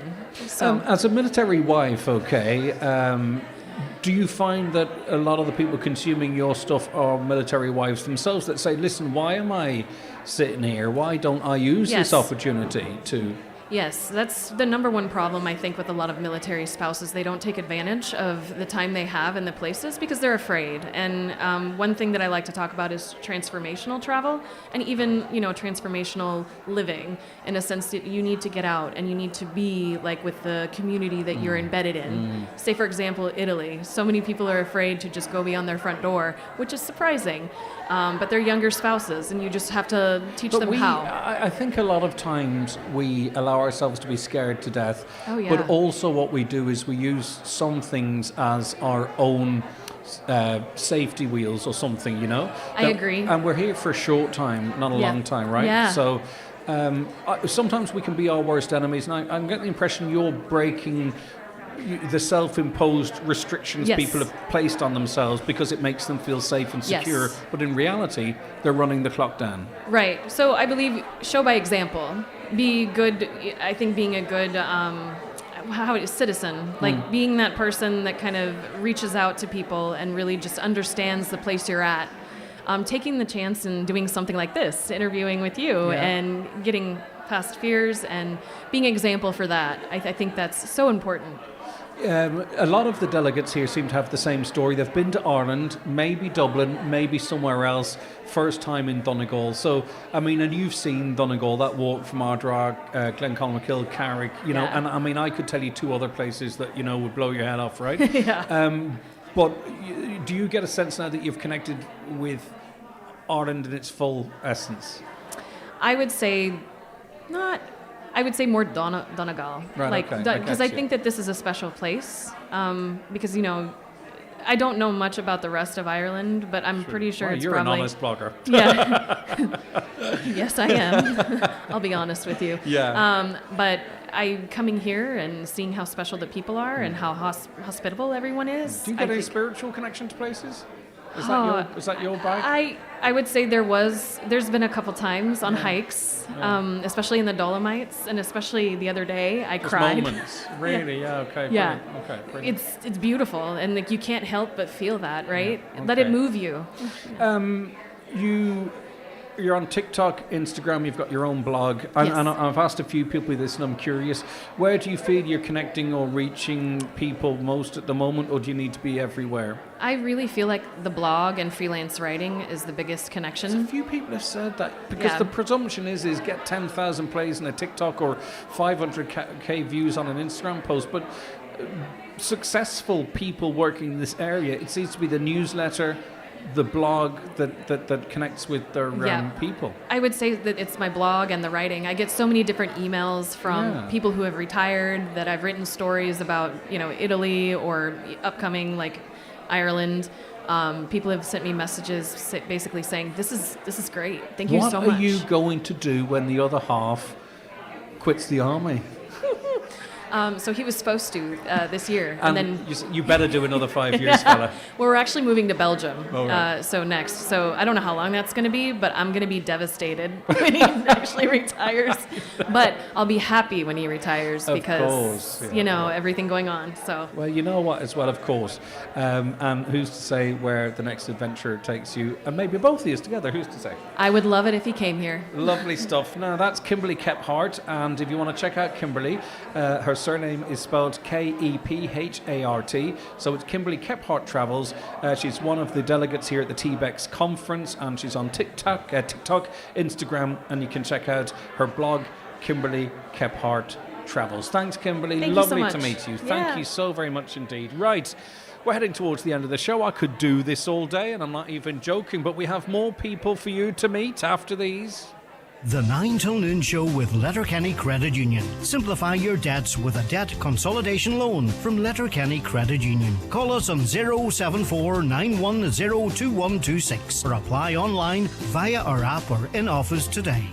Free inside this week's Irish Farmers Journal, your essential guide to the ploughing 2025. Our bumper 80-page supplement has everything you need: exhibitor listings, site map, event programs, and where to park. Don't miss your free guide to the ploughing 2025, only inside this week's Irish Farmers Journal. You cannot afford to miss it.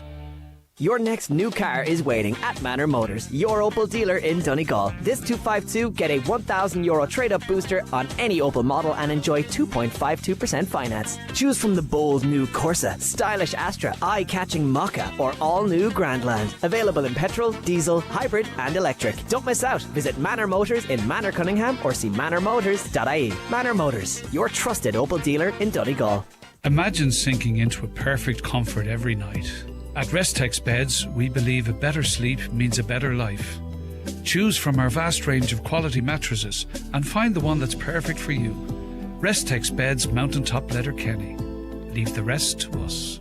It's Cabaret 25 at Harvey's Point. We start again on Wednesday, September the 3rd, and every Wednesday until November the 5th. An amazing lineup of stars, gourmet food, the warmest of welcomes, and all in the beautiful surrounds of Harvey's Point on Lough Esk, Donegal Town. Book today 074 972 2208 or harveyspoint.com. The Harvey's Point Cabaret, a night not to be missed.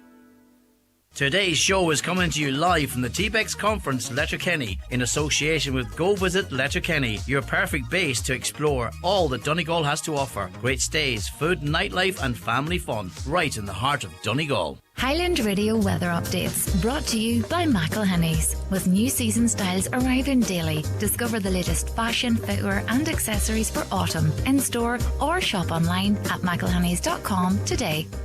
Okay, today cool and breezy with sunshine and showers, some heavy with possible hail or thunder. Highest temperatures of 13 to 15 degrees with fresh southwest winds. We are here at the TBEX Conference at the ATU in Letterkenny, and there's a lovely buzz around the place. The people are lovely, and we're very lucky to have them here. And we're here thanks to Go Visit Letterkenny as well. They are supporting us being here. Two guests, and it's pretty much finishing off with our two guests. Laura, where she lands, another solo traveller. Good morning to you. Good morning. Thank you so much for joining us. Thank you. You have been staying in Bundoran. Yes, I spent my first 2 days there. And what's that like? It was great. I've never been to Ireland. This was my first trip, and I wanted to stay in kind of like just a small town along the coast. And I went with Bundoran. And this is your first travel conference, is that right? Yes, it is. So what's the learning curve been like? It's been so informative. We have learned so much. It's been exciting. This has really just been an experience that I'll never forget. Meeting other people, networking, Yes. picking up tips, exchanging, what works for you? Yes, yeah, we've learned so much. I've met so many great creators. It's been incredible. How big of a move was it you moving from, traveling as a hobby and perhaps posting content and seeing it resonating a little bit, but then taking that leap into it being a career? So I had been traveling solo for about 10 years before I even started making content. And a lot of my friends and family, they're like, you should be making content while you're doing this. And it's been about 2 years ago, I finally took the leap and made my first TikTok. And it's been great, like connecting with other travelers and meeting people along the way and just sharing our love of traveling. So say, for instance, your family contacted you now, right, and says we're going to Florida for 2 weeks. Would that be your worst nightmare?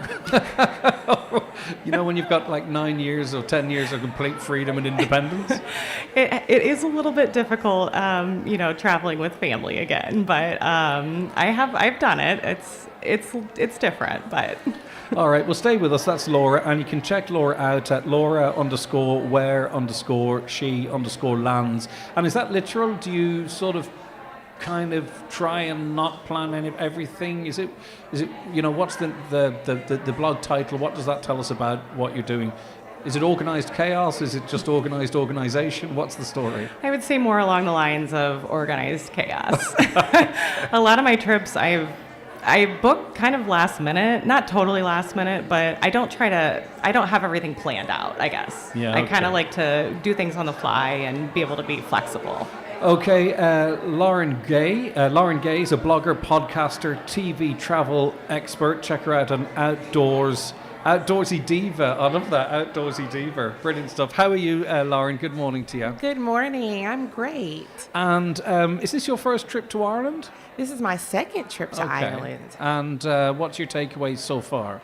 You know what? I loved getting out of the city, out of Dublin this time to see more. We got to explore Donegal town.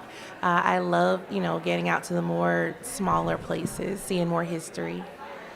Is your title Outdoorsy Diva not a bit of an oxymoron? Right? It Can is. you be a diva in your wellies and your raincoat? 1000% yes. Yesterday I had my lashes on. But you've got many fingers in many pies. Photography, published photographist, which is not, no mean feat in itself. You obviously have the podcast work and some consultancy work as well. So I can see why you'd have to have travel as part of your work life, because how could you do it in your downtime, right? Right. I mean, honestly, the travel came first, and those are just different ways to tell stories, reach people in a different manner. The consulting was really to help people do what I do. But the podcast was an audio way. A lot of people won't necessarily read 1,000-word blog posts, but then other people like my YouTube and social media, long form or short form video. So I think it just speaks to my ADHD, honestly. And I just can tell my stories in multiple formats.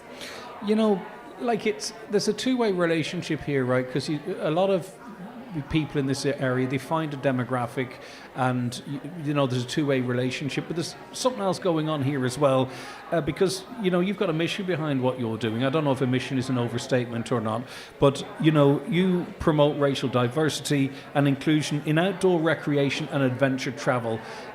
Did you see, particularly maybe amongst black women, a lack of confidence or a lack of belonging in that space, or what did you want to hit on there? It's actually a bit of both. So there's absolutely an assumption, and sometimes that an outdoor space is not some place that we belong, where we haven't always I live in a felt world welcome. where I don't have to.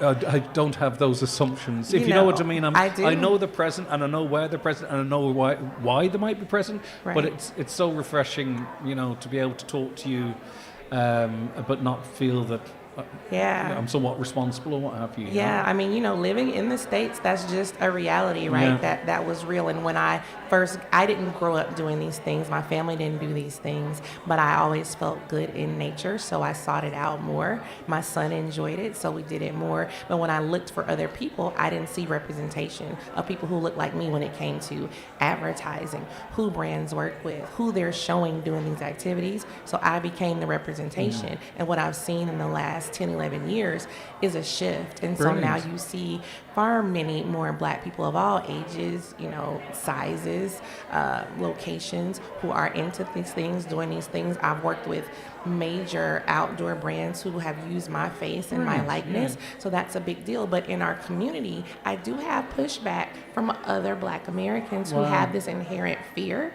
And it's just the way that generationally you're taught. So pushing against that, breaking through those barriers, making them feel accessible and empowered is a huge part of my work. I think this is also a huge part of this industry as well, right? Because say, for instance, advertisers didn't see black people in these spaces, well, they're not going to target ads in that direction. And then it becomes this loop whereby people aren't included or don't feel involved, but then they're not seen and they're not targeted.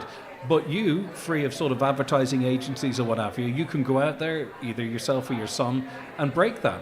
I mean, that's powerful. It's very powerful. Yeah. I mean, we've had studies done, $194 billion from black American travelers alone spent in travel, and 62% of that in adventure travel. That's marketing. So it's not even about the human aspect, right? You would hope it would be, but honestly, you don't have to like me, but you like my money. So you should market to it. Well, I like you and I like your money. I might like your money more. No, I'm only joking.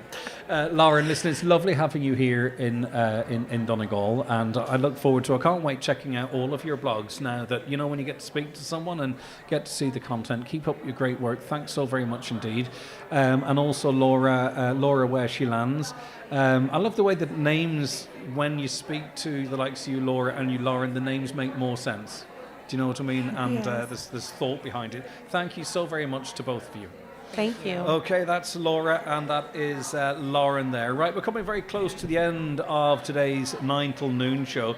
I just want to say another quick word with Mary Daly, who, of course, is a big element, a big component of how this conference came here. And, of course, Go Visit Letterkenny, strongly involved as well.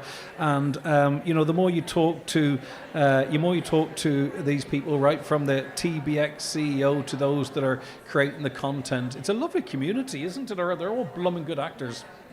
Absolutely, and I mean they're from all over the world, but yet there's this sense of community within themselves. There's a sense of family, the TBEX family. They look forward. I suppose someone said to me over the last few days, writing can be lonely because sometimes they're working on their own. They're working with laptops or whatever. They're not in an environment where they're meeting people every day in a workplace. So this is their opportunity to come together at these conferences to see each other, but also to learn. I mean, everything is changing so quickly, and to learn the latest trends and keep up to date with that. I mean, I popped into a few of the sessions there this morning.